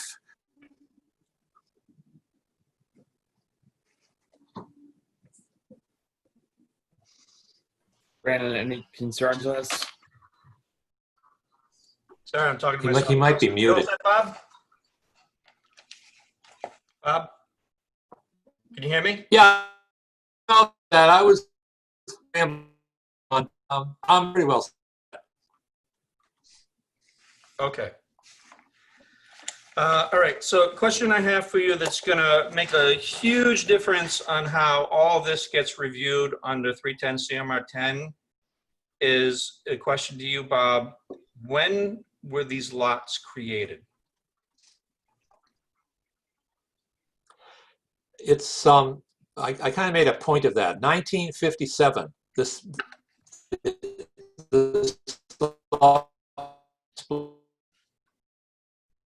I'm losing you, the Bob. two lots was recombine them. Yep. 1957. Okay, so I want you to tell me if you think that this statement is true. And this comes from 310 CMR 10.58, which is the riverfront regulations that were put into place in 1996. So if you have a lot that was created before the riverfront area provisions, there are certain exemptions. And I'm going to read something here, Bob, and I want you to let me know if you agree with this statement. Notwithstanding the provisions of 310 CMR 10.584, which is the regulations for new construction on a lot created after 1996, the issuing authority may allow the construction of a commercial structure of minimum feasible dimension on a lot recorded before August 7, 1996, where the size or shape of the lot within the riverfront area prevents the construction from meeting the requirements of 310 CMR 10.584. Does that sound correct to you, Bob? Yes, it sounds correct. And I might also add that the lot was created 40 years before the Riverfront Act and before the Wetlands 310 CMR or anything. It was created before all of it. All right, let me go through a few other caveats that are part of that section and let me know what your answers are. Can the lot be developed for such purposes and cannot be developed for any other purposes under the applicable provisions of other municipal and state law? Well, I'm not sure if I understand that. Could the lot be developed for other purposes? It probably could. It could be developed, you know, it's basically, it's, you know, it's business. So I could probably put a dog kennel there or something. But what Well, we're, they probably, you know, that is a bit of a gray statement. I'll agree with you. That would be the commission's call. Like, could it be turned into a park or something like that that would have less impact? Okay. I think just to step in though, you know, the town has zoned the area as business. So the intent is to use the area for what it's zoned for. So I guess that would be my answer. Duly noted. And the commission has understood that in other areas of town is, you know, when it's commercially industrial zoned, then, you know, those are the areas of town that the people of Sutton have deemed to be the areas where they want this kind of development happening. So here's another question for you. The work is not eligible under the redevelopment standards, and I see that you're advertising this project as a redevelopment project under the riverfront area provisions. Is that right, Bob? Yes, it's a redevelopment project. Okay, well, I'm going to get back to that in a second here. And the performance standards of 310 CMR 10.584 for new development are met to the maximum extent feasible, and really that's impact avoidance and minimization and the commission's level of comfort with how much you're building, what your build out is, what your mitigated measures are, and how close you are to the resource area overall. Okay. And I'm, you know, obviously that's going to be discussion for the commission later on. So DEP hasn't come out with their comments yet, but I imagine that would be something that they would be interested in. The other thing that they may be interested in and talk about, and if they make comments, is the applicability of redevelopment. And in order to be considered redevelopment, redevelopment happens in quote unquote degraded areas and you know, previously developed degraded areas. And let me read right from the regulation so the commission has an idea of what this regulation is getting at. A previously developed riverfront area contains areas degraded prior to August 7, 1996 by impervious surfaces from existing structures or pavement, absence of topsoil, junkyards, or abandoned dumping grounds. Okay, so that's what a previously developed degraded area is. And what I can see here, if we were not taking the fact that these lots were created 40 years before this law was ever created, that would be something that DEP would be very interested in, because from what I can see, the degraded area includes the area of the building and the parking lot at 190. The lawn around it, I'm sure has topsoil, and 192 is forested, so that would not be considered a degraded area. And 192 is 100% forested, not previously degraded, which means that if we are going to be going by the new standard as opposed to this, you know, standard where it's grandfathered because a lot is so old, then I think that 192 would be considered an undevelopable lot under the Wetlands Protection Act. So I just wanted to point that out, and I'll get back to you, Bob, to see what your response is. So go ahead. Well, 192 is wooded now. It was previously degraded. It was completely filled in. This is not a natural site, you know, a pristine wetland area. I spoke with a previous developer in that area who had a gravel pit there. And basically what he said was they took all the gravel out and filled it in with crap and pushed it around, and leveled it out, and left it, which is what you see now. Vegetation has come back. But under the definition of a degraded area, I would think that if you looked at an area that was filled with 6 to 8 feet of material after the gravel was removed and then just left, to me that, you know, it does have wooded, there's no question, it's growth. A lot of it is influenced by, you know, a lot of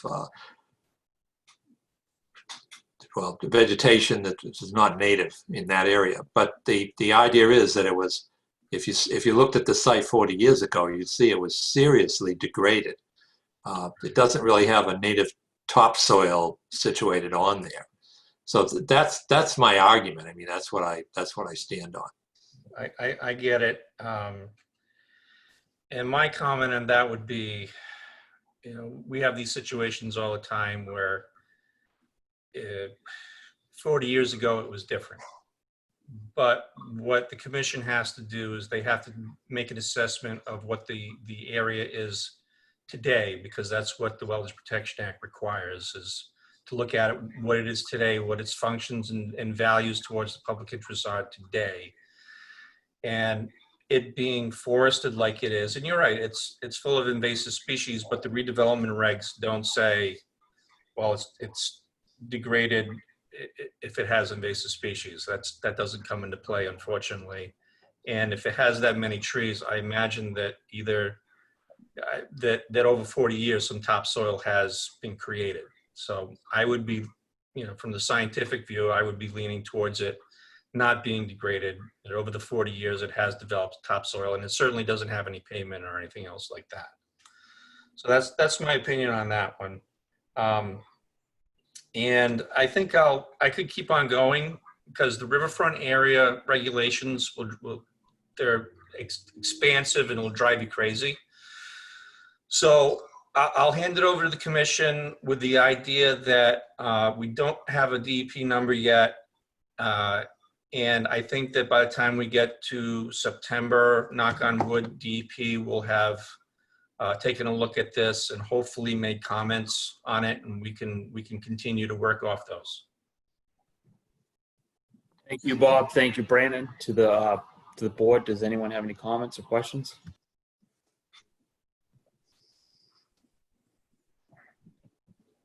I have one question. Sorry, I was muted and trying to speak. On the plan for Bob, could you tell us how far the proposed building is from the brook? Because I see a 16 feet from the building to the berm, but not to the actual, or is that the distance? No, that's to the, I believe that's to the berm, just to show how much area is being paved. I don't have the plan in front of me, right? But it's about another 30 feet or so. Okay. Through that area. The river is actually owned, it's on another property, so we can't develop in that area anyway. But we're pretty much following the 50-foot line along the river. Sure about that, Bob? No, no, on the corner of the building, it's less than 50 feet. There's a small section there that's less than 50 feet. Okay, thank you, Bob. I see it now. I see the 50-foot line. Yeah, there's a 50-foot line. Yeah, okay. Take a look at that. Thank you, Bob. Once you pointed that out, I found it. Sorry, guys. Sorry. Again, the whole idea here is that this is an existing non-conforming lot. We're trying to put in, my client actually had a much larger building, and I cut it way down in order to, like you say, the maximum feasibility is what we're trying to reach here, where we have an existing, what we consider to be, my client certainly considers it to be a seriously degraded property, because he's owned it for, you know, over 30 years. And he's seen it. He's seen it when it was originally a junkyard, and they've cleaned it out. So, you know, you look at a property and say, well, it's not a junkyard today. Well, the reason it's not a junkyard is because someone came along on their own and cleaned it all out. So, you know, I don't think you should be, you know, look at it as detrimental to an application because someone cleaned up a property. You know, I mean, they could have left it as a junkyard. If you go in there, So you'll see through the chair, I have a question, Bob. Mike McGovern. I've actually been to the property. I've been down there, and I do agree there's signs of past development, and it may be forested today. What do you feel the impact on the river will be with this development completed? Because we do have a business that's existing there on a non-conforming lot. And I really wanted, the things that matter will be, what could be the impact to that river? Do you believe that there would be, you know, with the capture of the stormwater, the practices that we put in place today, what do you feel the impact on the river could be? You know, what things should we be concerned about on a project like this close to a river? I guess is what I'm asking. if you look at the 310 CMR 10.58, they have the list of more or less guidelines that you have to overcome, thresholds. And I've written a letter with those guidelines to the commission, and we feel that we've overcome the thresholds. And again, this is all in protection of the river. We've reduced the runoff, we've reduced the sedimentation. We are going to clean up. There is a lot of trash on this property. If you walk along Route 146, you know, if you're concerned about plastic bottles, you know, getting into the Blackstone River, well, they're all over the place on this site. You know, it's a junkyard. It's a trash dump, and we're going to clean that up. So, you know, we feel the project in general is going to have a very beneficial impact upon the river.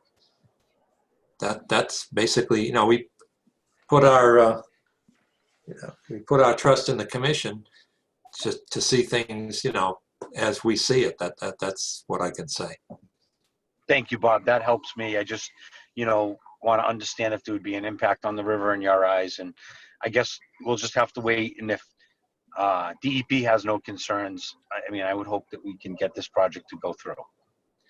Well, I anticipate that I had they made a request to have everything sent electronically, which I did. So I think there was a delay as a result of that, but that's been submitted. So, and I anticipate that they'll, you know, want the commission to review the riverfront standards, you know.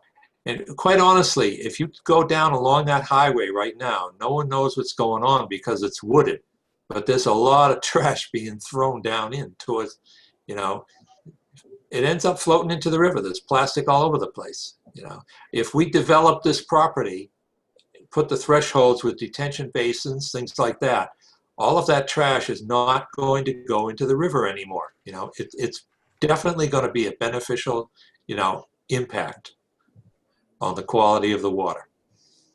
Thank you, Bob. Any other comments? I know we don't have a DEP number, so no other No, comments. I appreciate your, you know, your hearing me tonight, and I anticipate, you know, that we'll get some comments from the DEP.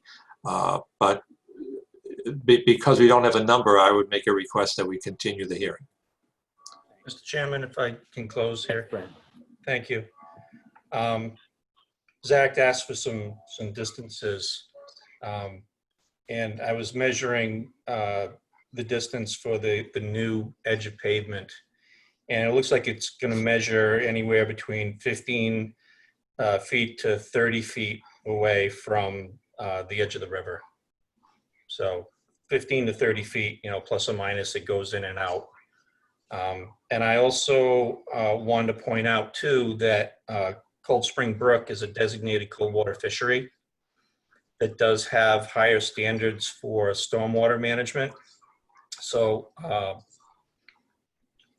a question I have for you, Bob, is are you treating the first half inch or the first full inch for the 24-hour storm? The first inch, 1 inch, because it was considered it wasn't just a cold water fisheries, but it was considered a critical area. There was Right. another reason why. So Yeah, we're treating 1 inch. The Wilkinsonville Water District, most likely. Yeah, it was something to do with the river itself. But anyway, yes, we treated it, the 44% sediment removal, 1 inch of rainfall, and like I say, 100% of the drainage from the rooftops is recharged. So we meet all the requirements. All right, that's good. And I'd like to ask you about the floodplain. It's shown as Zone A, not AE. So there's no flood zone elevation given. I'll let the commission think about that. It was something that came up on a house construction project on Lincoln Road, where there was no floodplain elevation, and the floodplain, the flood zone A, is right up against the edge of pavement. So the commission's level of comfort having the flood zone come right up to the edge of pavement when there's no flood elevation given, and whether or not you would feel more comfortable having a more detailed study on this section of the river, so you can be more comfortable on what that flood zone elevation is going to be, because who knows how far it could come up. Because that just, when it says Zone A, in my opinion, it's more of an estimation. So it's something to take into consideration. And in the end, my personal opinion on how the regulation is going to review it is that it's going to see these lots as lots that were created before 1996. So therefore, the standard is simply maximum extent feasible for impact avoidance and minimization. So in the end, it's most likely going to come up to the commission's level of comfort with how close everything is and how extensive the work is, and its potential for impact to the public interests, you know, and mitigation too. There's been no talk about what potential mitigation. The site is pretty well built out. Okay, Brandon, over. Okay, if I could just respond to the Zone A flood district. Yes, we are very close to it, but the Zone A district does not have an elevation. We took it directly from the firm map. But the whole idea of the Zone A is that you cannot fill it and decrease the potential for the river to hold floodwater. We are not changing the grade in even near the Zone A. We're not in it, but even when we're near it, because some of these floods get a little bigger. They get bigger than Zone A, but we are not increasing the fill within any of the Zone A area, so that, you know, we're not reducing the capacity. If the river does flood, it's going to flood into a paved parking lot, but it's not going to be pushed into a narrow confine as a result of filling. We're not filling any of the Zone A area. Andrew DeWolf makes a motion to continue to September 2nd at 7:20. 7:20. I'll second it. Andy made a motion. Mike seconded. Andy, how do you vote? Aye. Mike, how do you vote? Aye. Zach, how do you vote? Aye. Nicole, how do you vote? Aye. And I, Bill Wentz, vote aye. Thanks, Bob. We'll see you in a couple weeks. Thank you for your time. Have a good night. I shall, you too. Back to board business here. We have, I want to make sure I have this one right. Brandon, 2 Putnam Hill Road is DEP 303-0828, and Wanda has it listed as a single family home. I want to make sure before we discuss this is not the one that we have an enforcement order on. Let me check my records, Mr. Chairman, and make sure that we're looking. 0828. I have notes somewhere, but if you have it, that'd be good. So that's what, under 274 Putnam Hill No, Road? this is 290 Putnam Hill. 290 Putnam Hill, probably for the original shared driveway. I believe it is. I just want to, before we discuss it, I want to make sure we don't discuss anything on the one that we've continued. Bill, question, don't we also have to do 274 Putnam Hill Road, or did we We already do, do Zach, that? and quite honestly, I jumped forward because I Okay. thought of 290 right now, and I didn't want to get into it if we couldn't technically discuss it, because I just want to make sure. I think it's fine, but cover all. But thank you for, you don't let me forget about 274 Okay. or anything else. I have 290 Putnam Hill Road, 303-0828, issued on November 6, 2016. And that's for I have- their driveway. I have the common driveway as that DEP number on a plan. Do you want me to send it to you, Bill? So No, and honestly, I have it. I just did not have it at my fingertips, but the agenda lists single-family home, and I believe that was wrong. Again, just with attorneys involved, I wanted to make sure that we are talking about the driveway, which is what we are, and it's the original order from 16. So, Brandon, if you can give us an update on that one.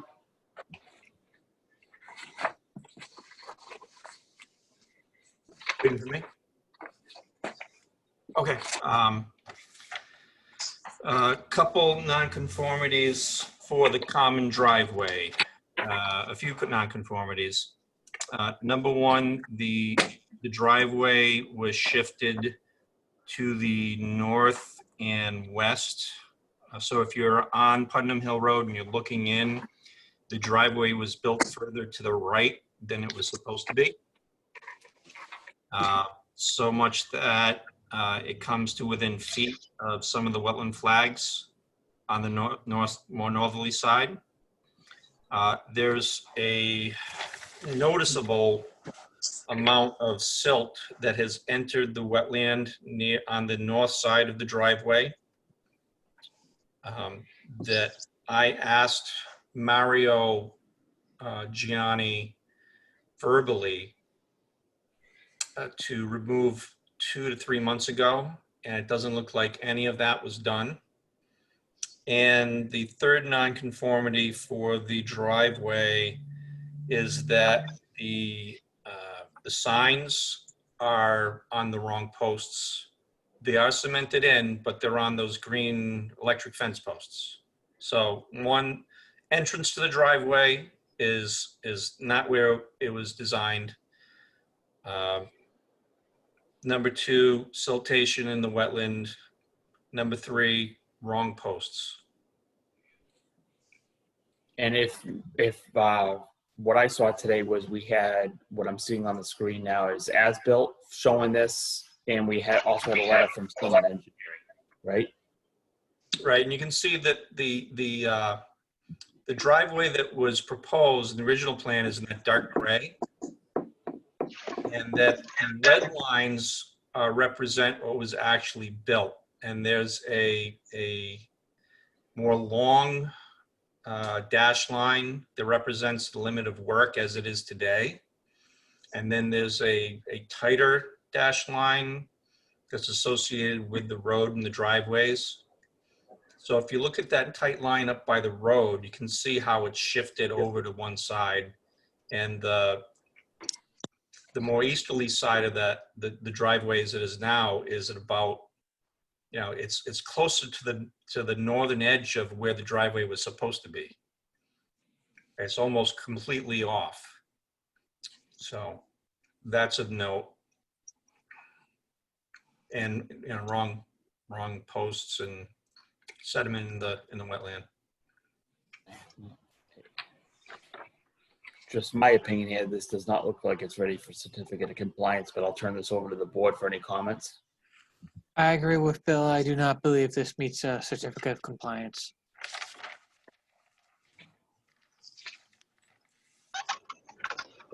can you hear me now? Yes, go ahead. Was there any major deviations from the plan, i.e. the house 90 degrees off like we've seen before, or was this somewhat substantially compliant? When we get to 274, that one's a little bit That more one, off. the I would house at say 274 definitely off. The other two houses are not bad, but this one, this certificate request is specifically for the driveway. And I would say that the entrance of the driveway is significantly off from where it was supposed to be. That said, it's not in the wetland according to the survey, but it's a lot closer to the wetland than it was supposed to be. this would probably remind you of the one we looked at for the real 290 Putnam Hill, how that driveway entrance is wrong. Very similar to that. The silt is not, Brandon and I looked at that today, stuff's going through, so I think it'd be more of a, make more damage if you tried to clean out the silt now. And the signs are, just a sign discussion, but I think the entrance to this driveway or common driveway is pretty significant from what I saw today with Brandon. Through the chair. So Brandon, you saying there's like unpermitted work that was done? So we have a plan, we file, we go in front of conservation, and yet again, we have a blatant driveway that was built in the wrong spot? Yeah, the entrance to the driveway was definitely, it's shifted way off from where it was supposed to. So I would consider that unpermitted work. Okay. Should we send an enforcement order? That's what I'm thinking. We want to make sure we do it correctly. Okay, so you want to send an enforcement order with directions to do what? To restore it, which would require them shifting, pretty much rebuilding the driveway entrance is what it would mean. I think they got to do I think they have to do some work and come back in front of us. I think that we have a similar issue where plans aren't followed. So I see it as unpermitted work. And in the past, when we see unpermitted work, we have it's a ticketing offense. I mean, sediment in the wetland and a driveway in the wrong spot. How's the erosion control? So if we have sediment, what's in place that allowed the erosion control to happen? I mean, for erosion to make it into the actual resource area. There were straw wattles with the mesh. It's not biodegradable, and what was left of them was pretty shot. Yeah. Probably why the silt didn't work on him. There was some silt fence too, and the reason why the sediment went through, which was more over the winter and the spring, is because the applicant was not maintaining their silt fence like they were supposed to. Getting back to what Brandon said, are we going to create more of a disturbance by suggesting they move that driveway, or should we just leave it? What parts of this do you want to change? I don't know. I wasn't on site, so I can't tell you. Brandon, is your opinion that if we go tampering with the driveway location, that we're going to do more harm than good? I'll say this, if you look, can we go back to the plan? Can we show that plan?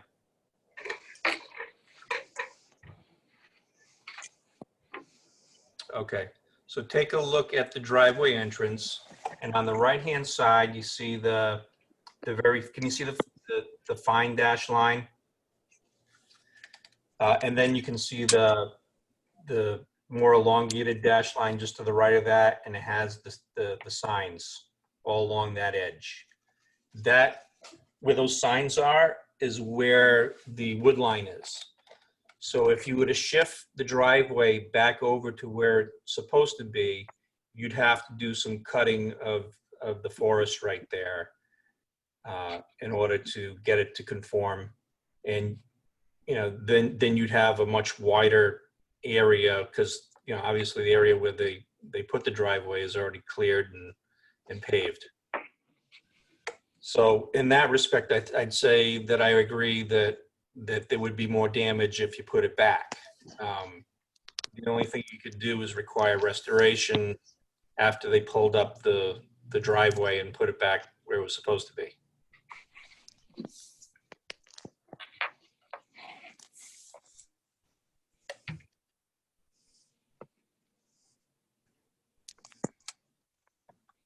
With that being said, well, I guess what I'm getting at is we can't let this all just keep going and let it fly. So what are we gonna write? If we're gonna write an enforcement order on it, what do we want to write? What parts of this is reasonable to change? That's the commission's call. Well, I wasn't on the site visit, so I'm looking for some input. What parts of this? Well, We just have to- speaking we for have to- myself, the way I see this is you could make them tear up the driveway, put the driveway or the entrance to the driveway, if you want to call it, where it's exactly supposed to be, and make where the driveway is today back to wooded trees, make them plant trees. Do we happen to know how many trees were removed to cut, to put the driveway where it currently is? I don't have that answer. No way Okay. of telling from what we saw today. Okay, I was just wondering. The other option is, I don't know if we could do this, if it's even allowed through planning, is to make the end of the driveway wider so it stays where it is, but then meets where it was supposed to be, which would help with sight coming in and out of the property. But I think the biggest thing here is we have another plan, as Mike was saying, it was not followed, and it's not off like it's off by a couple feet, or it's just a couple wrong signs, or it's just silt. It's very similar to what happened a few feet down the street.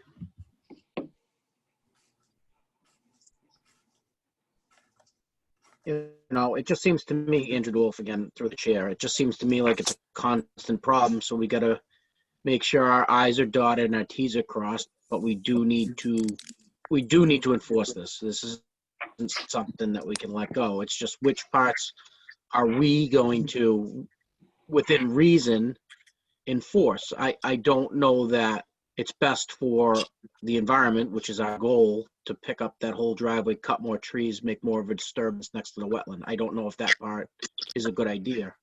I don't know. So Andy, through the chair, Bill, Mike. So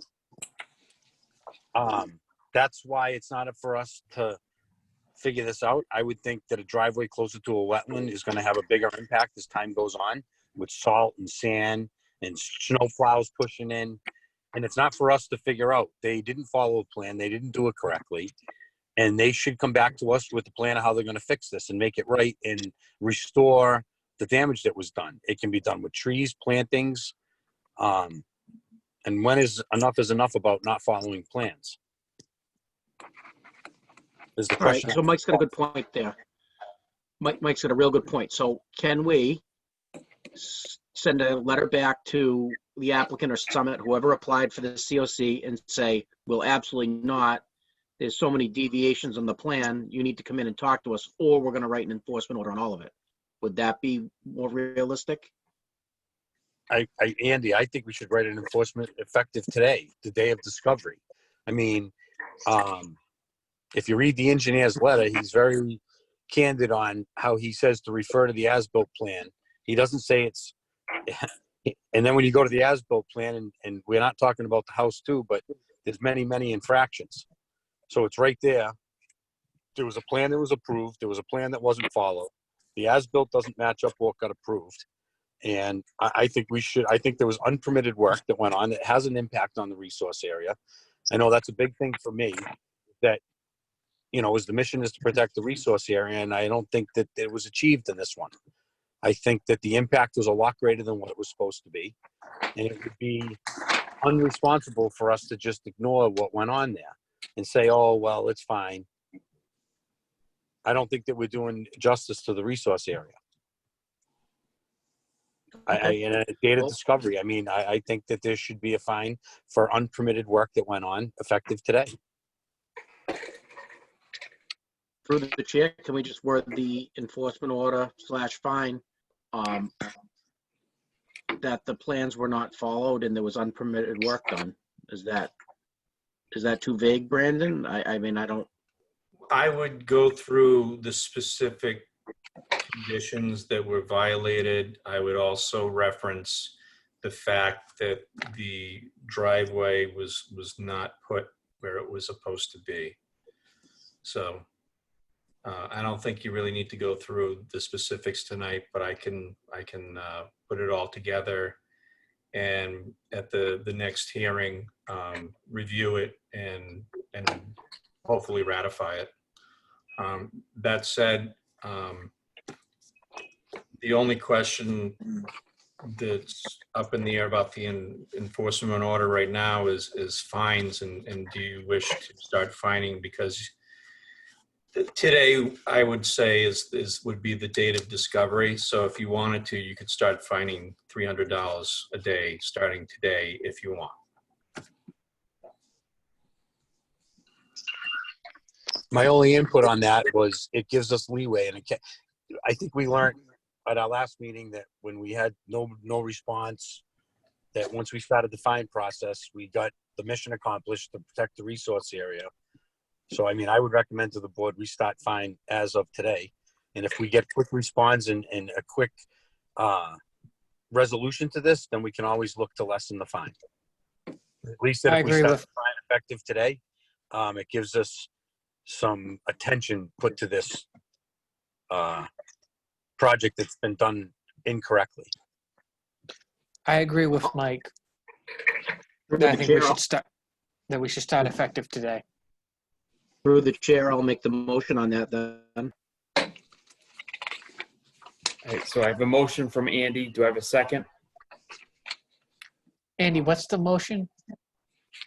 I motion to issue a fine starting today, which is the date of discovery, an enforcement order to the applicant, Gianni Romeo, DEP file number 3030828.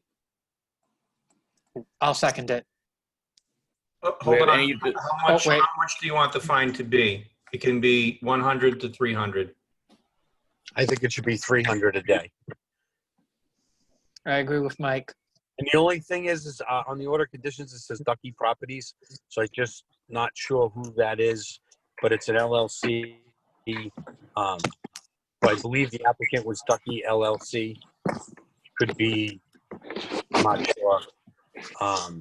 So I think that the enforcement order should go to the current owner of the property and also the applicant. Mike, on that, it's for the shared driveway, which straddles 3 properties, which are now owned by 3 different people. Sure that lot's not on one piece of property? Well, it used to be 1 piece of property. Now it's 3 pieces of property. No, it's a common drive. So right. One of those homes owns property, not all 3. So you'll have an owner, and has any of these lots been conveyed? Are they, who owns that actual piece of property? Is it the applicant, or is it under new ownership? My understanding is 2 of the 3 houses have sold. Well, one we know is sold. We met a homeowner today. The second house has sold. The third house is still on the market. So 2 of the 3 houses are sold. So if we look at the property lines, it should show who owns that. I mean, it's hard for me. I don't know if somebody has the actual plan that they can see who actually owns that road. Mike, I do have a declaration of common driveway that was sent to the commission during the NOI process. And in that, it's got them all, lot 1, lot 2, lot 3 are all split 33.3% between them. And the common driveway goes through all 3. So I think we should notify all the owners of the property as well as the applicant. With an enforcement order, Mike, or a notification? Well, Bill, correct me if I'm wrong, but I think we had gotten some advice from town council that said that when you do an enforcement order, it could be against the applicant and as well as the owners. They should both be notified. That can be that. And I don't know if we can determine who is fined. In my personal opinion, the homeowners or future homeowners should not be fined for this, but I don't know if we can how that works out. Let's just look into that. Maybe get some more advice from town council tomorrow before we actually write the ticket. To make If sure I that can interrupt, I have the request for certificate was made by the Felters Mill, which is also Gianni's. Ducky Properties is his, and there's a third one. I don't remember what it is offhand. But there are 3 orders of conditions listed with his name on it in different, one was the Ducky and one was Felters. Regardless, I'm going to retract my last motion and reword it.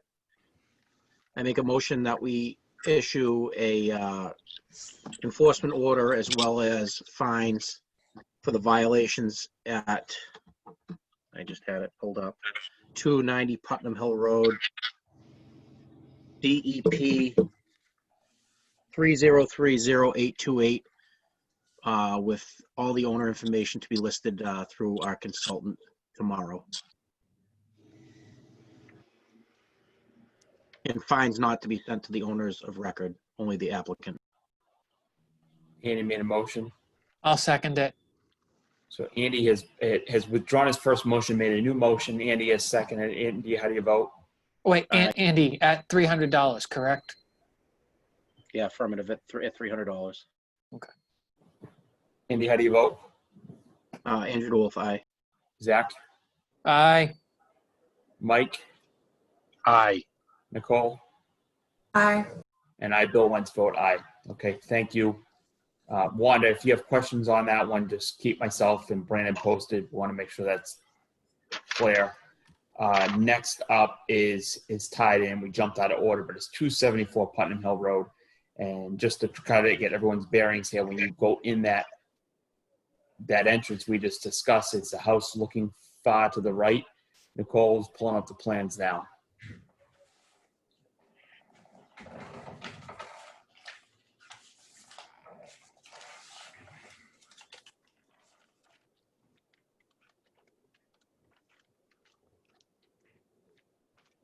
I feel like, oh, I'm seeing this. If you look at the top left corner of the screen where it says as-built driveway, yep, we got right below where your cursor just was is where we're discussing. So Brandon and I were at that site today. Yep, right in there. Brandon, if you kind of want to go over what we discovered today. Sure. Can that be zoomed in a little bit to make it a little easier to read? There you go. Oh, beautiful.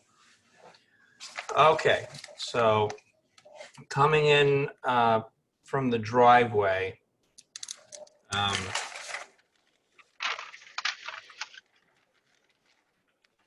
okay, there's a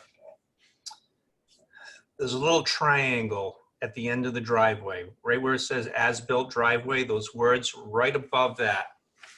You can see a dashed gray line with black dots. Yes. That dashed gray line with the black dots is the approved permanent limit of disturbance. And the red lines, the longer red dashed line is the limit of disturbance as it was actually built. And the tighter red line is the driveway. So you can see that a portion of the driveway, and basically that little triangle there is an extra spot for a car. So that was built outside of the approved limit of disturbance. Okay, so that's nonconformance number 1. Nonconformance number 2 is you can see that there's actually 2 gray dashed lines up by, there's a gray dashed line with the black dots, which represent the signs that are supposed to be put up. And then there's another dashed line up by the well that kind of goes in a semicircular. That was a temporary limit of disturbance right there so that they could build the well and get the well truck in there. And what they were supposed to do is they were going to abandon that area after the well was built, and they were going to fill that area in with plantings to restore the forest. And what they did instead is they did do a bunch of plantings, but they're all along the perimeter where that area was supposed to be completely filled in with plants. So that's nonconformance number 2. nonconformance number 3 is you can see that red dashed line up, that goes up and around the well. That's the edge of the limited disturbance right now, and it is definitely out. And you can follow that all the way along the left-hand side behind the house too. You can see where that red line matches up with the gray dashed line with the black dots that was supposed to be the limited disturbance / edge of lawn. So it's way off, way off. And Make a comment while Brandon's looking. Basically what they did was where it says as built and well down, that's all lawn now. And those red marks are the trees they planted. And instead of filling in the area by the well, they've essentially extended their lawn and gave themselves a decent sized backyard and side yard. right, So- and not just that, but they put the signs up behind that. You can see where it's, there's a little circle with a line underneath it, and they read as-built wetland sign. Not anywhere close to where it's supposed to be, and if without an as-built, that can be very deceiving in the field, because you have a certain level of trust that the contractor is going to put the signs where they're supposed to be. So without that as-built, you could say, oh, well, look, they put the signs right at the edge of the lawn where it was supposed to be. And I don't know if it's intentionally deceiving or not. You'll never be able to prove it, but without the as-built plan, it could be very deceiving. So that's my take on that. And the bottom line is that the limited disturbance is way off from what it was supposed to be. Okay, so Brandon, I have a question. I just want to make sure I'm understanding it right. So anything in the red is the as-built, and it's outside, it's beyond what the gray line should have been, correct? Correct. Okay. Yep, that longer red dashed line is the edge of the lawn as it is right now, when the edge of the lawn was supposed to be that gray dashed line with the black dots.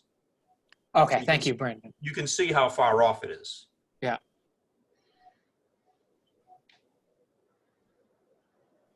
And this was for a certificate of compliance, right? Correct. Yeah, this is for 274, Zach. This is the house, and according to Mass Land Records, the home sold yesterday. So Brandon and I were there looking at 274, and then what's listed is 290, which is the entrance to the drive we just talked about a few minutes ago. Okay. Right, and I think that if you go back to the driveway part of it, where they created that extra spot, if you look at the as-built for the house, which is a solid red line, they have a rectangle there that's the double black line. The house more or less conforms to that, but then they have this separate section, which is the garage as it stands today, that juts out. So that kind of messed things up and probably led to the shifting of the driveway and all that. So that didn't help either.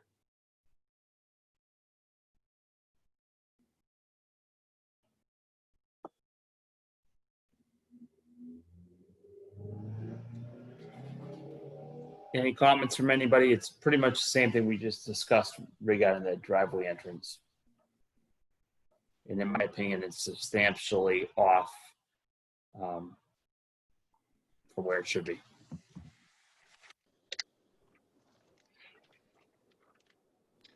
I'll make a. So I guess the motion first thing to issue an discuss is, enforcement order. no, I agree with Andy, but this was for certificate of compliance. So probably the first thing is to deny the certificate of compliance. Okay. And then next would be to do an enforcement order, I think, right?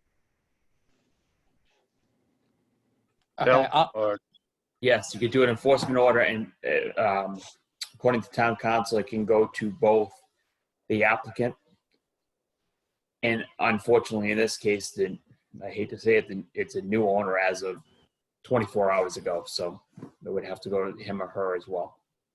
Andrew Wolf makes the motion to deny the certificate of compliance. I'll second it. Andy made a motion to deny, and Zach seconded. Andy, how do you vote? Aye. Zach, how do you vote? Aye. Mike, how do you vote? Aye. Nicole? Aye. And I, Bill Wentz, vote aye. And now to discuss what you guys want to do with this. I have a question. Can we make it so that we find them per a violation per a day? It's a good question, Zach, Zach. I don't think we can do. No, I don't think we can find up to $300 a day per day from the day of discovery. So today would be the day of discovery. We can do an enforcement order, and the next step is going to be they need to do. Well, we have an as-built plan, but so how are they going to fix all these issues? So I guess the enforcement order is going to lead to a restitution plan. How we're going to resolve these issues. What will us as a board accept? I mean, he's going to have to, if there was he's outside the limited disturbance. So I would think the first thing he's going to have to do is, get rid of the lawn, put the plantings where they were supposed to be. I don't know how we're going to address the house, but, if the house isn't in the right spot, we'll have to understand that. And it's up to them to come to us and come to us with a plan of how they want to fix this. So when we do the enforcement order, it's for, once again, unpermitted work and work outside of the approved area. So it's more of a unpermitted work issue again. So I think the enforcement order should be more of the unpermitted work and let them come in and tell us how they're going to fix what they did, would be my thought on this. I mean, we've done nothing wrong. I don't want to have to explain anything to anybody. I just, you submitted an as-built plan. We went out and did a site visit. You didn't follow the plan. It's not in substantial completion. So I guess the enforcement order would be for the unpermitted work and work outside the disturbance. And then it's how do we get to a point where we all feel comfortable that it, is protecting the resource area and that he's away from the setbacks of what we asked him to be.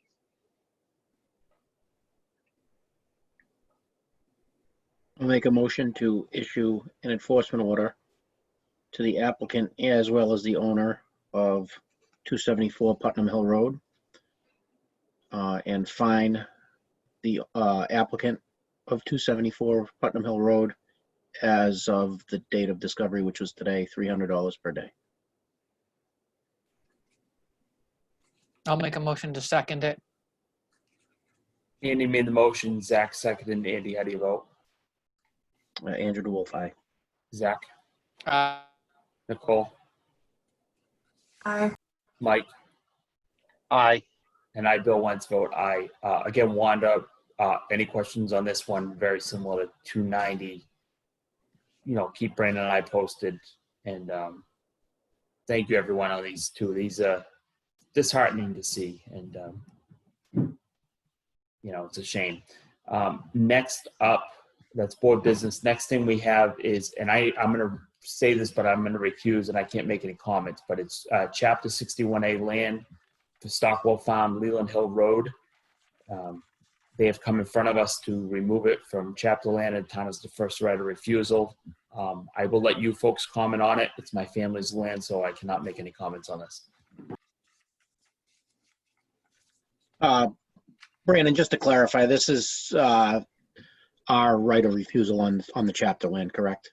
Correct. Yeah, I'm Yeah. good. That's really the only thing they come to conservation for.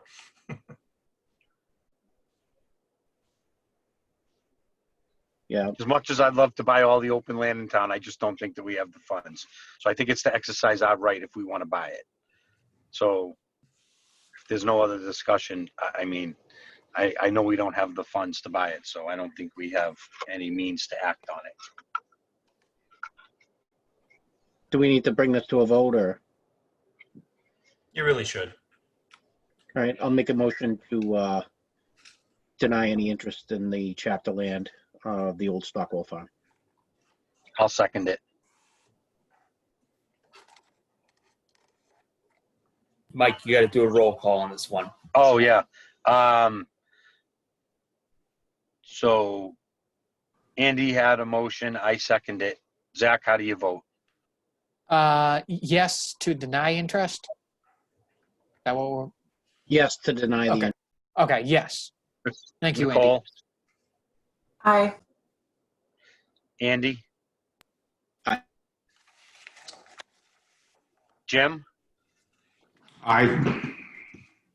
And Mike McGovern, aye. You.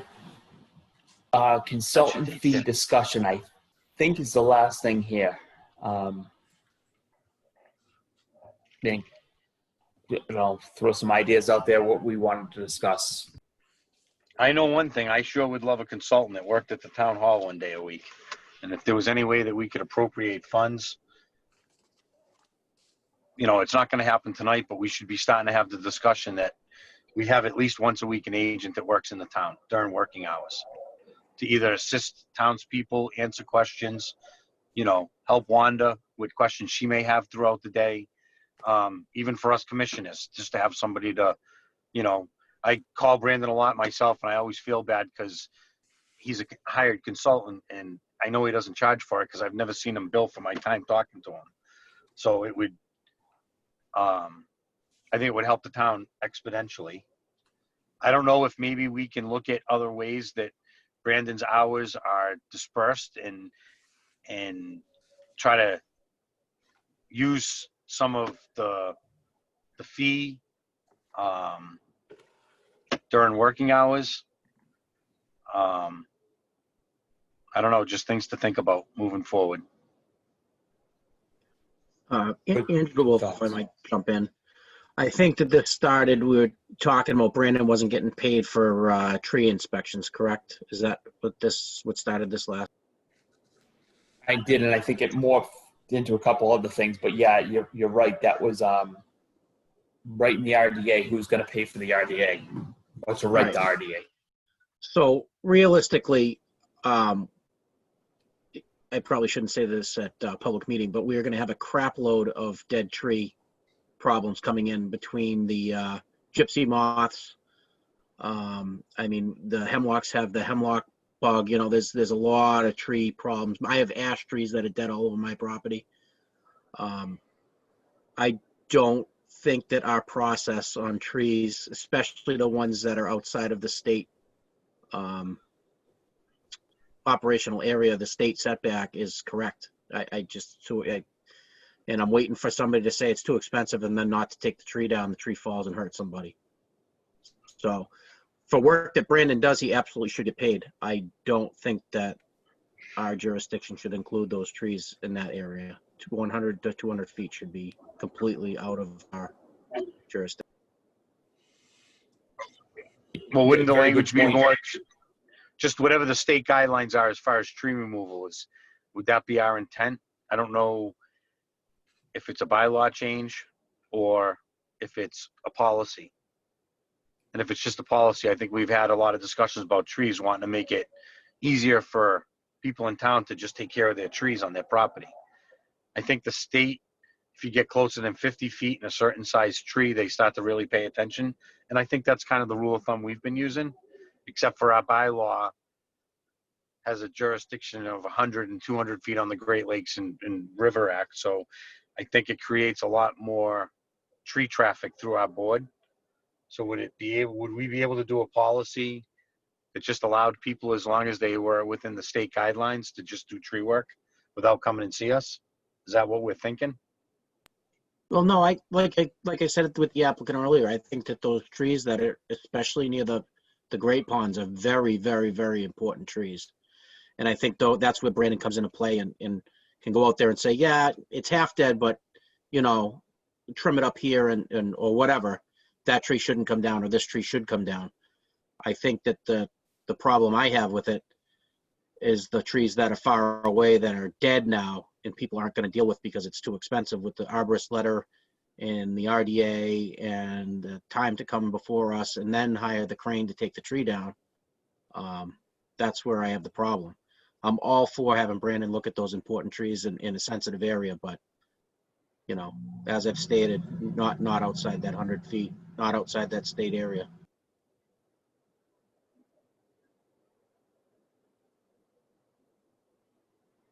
Can we make those changes without going in front of town meeting? I know we can. Okay.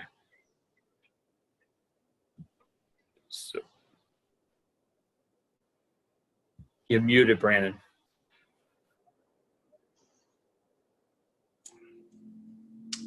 Yeah, the consultant fee schedule is something that you don't have to go back to town meeting for. So it's whatever your policy is and work it from there. But my question is, can we, if we in kind of an agreement, the 100 to 200 feet, say we're not going to even talk about it, can we technically do that while it's still under our bylaw? I just want to make sure we do this properly.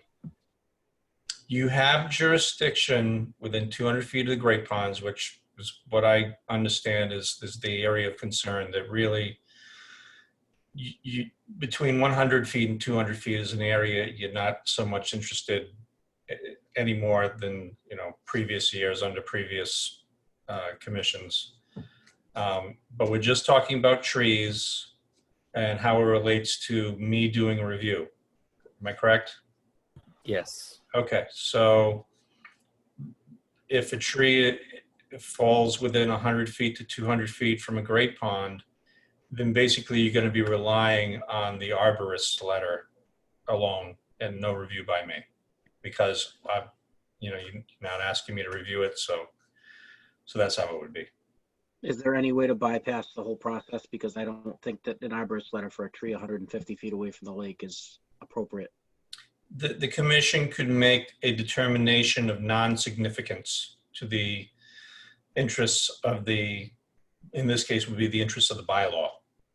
So if you have a majority vote that the work being performed between 100 feet and 200 feet is not significant to the public interests under the bylaw, then you can issue approval. But the problem is that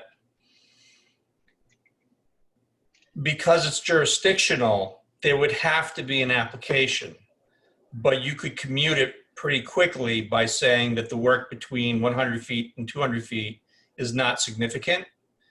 And then you could issue a permit, or I got to look more into it, but there's a way. You see where I'm getting at, Andy? I do, but I don't know. I guess I don't want to have much more discussion on it because I'm very passionate about changing that. If I know this should have gone to Springtown meeting, but we had the whole COVID-19 crisis. I really think if there's a way to issue at least a temporary exemption for all tree work, so they don't even need to come in between 100 and 200 feet, I would go that road. If we can't do that, then we'll just keep on doing what we're doing, I guess. Under the bylaw, I don't see your ability to do that, because the bylaw says if you do any kind of alteration, which includes destruction of vegetation, which would be cutting down of trees, an application is required.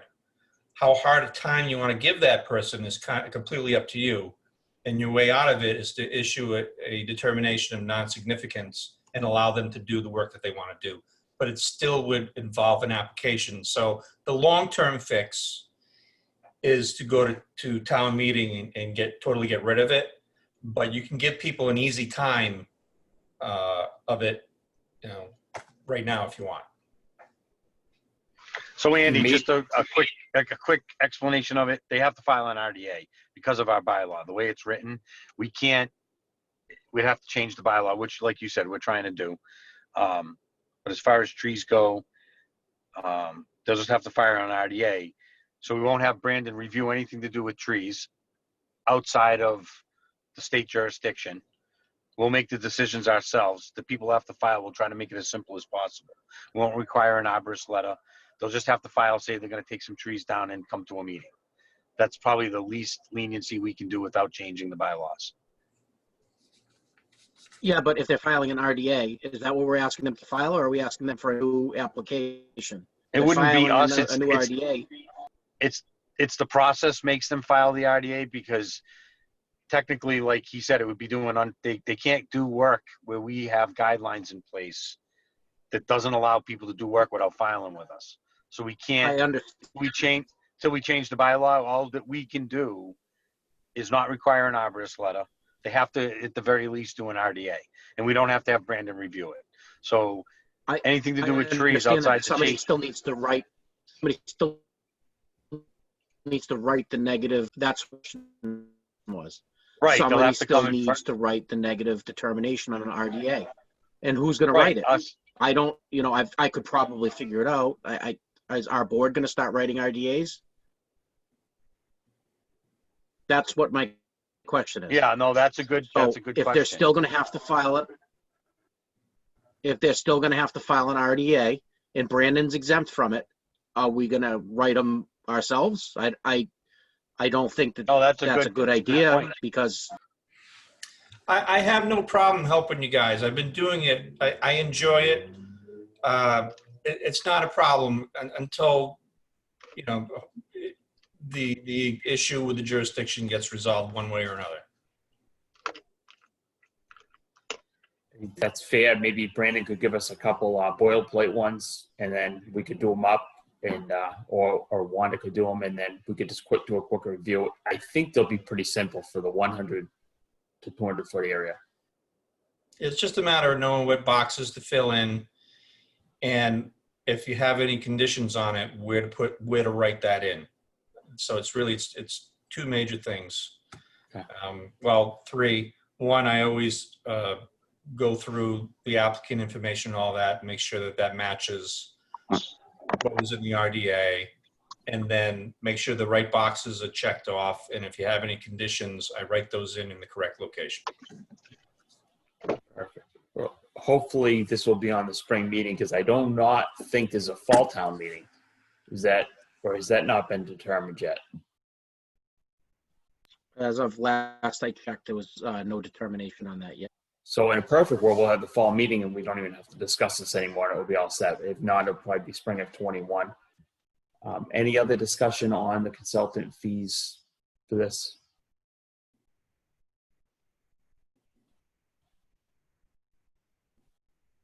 If anyone has anything else, it's been 2.5 hours. So if we're good. I have one Yes, other ma'am. item. Did you do a motion on the minutes of August 5th? Oh, I'm sorry. Good catch, Wanda. We have the meeting minutes of August 5th, 2020. Has everyone reviewed them? If I could get a motion. I'll make a motion. To approve the minutes of August 5th, 2020. Nicole made the motion. I think Andy was trying to make it, but so he seconded it. Nicole, how do you vote? Aye. Andy, how do you vote? Aye. Zach, how do you vote? Aye. Mike, how do you vote? Aye. And I, Bill, vote aye. Good catch, Wanda. I think that's everything else. We take a motion to adjourn. I'll make a motion to adjourn. Nicole seconded. Zach made a motion to adjourn. Nicole seconded. Zach, how do you vote? Aye. Andy, how do you vote? Nicole, how do you vote? Aye. Mike, how do you vote? Aye.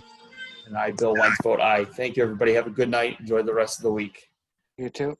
Good night. Night.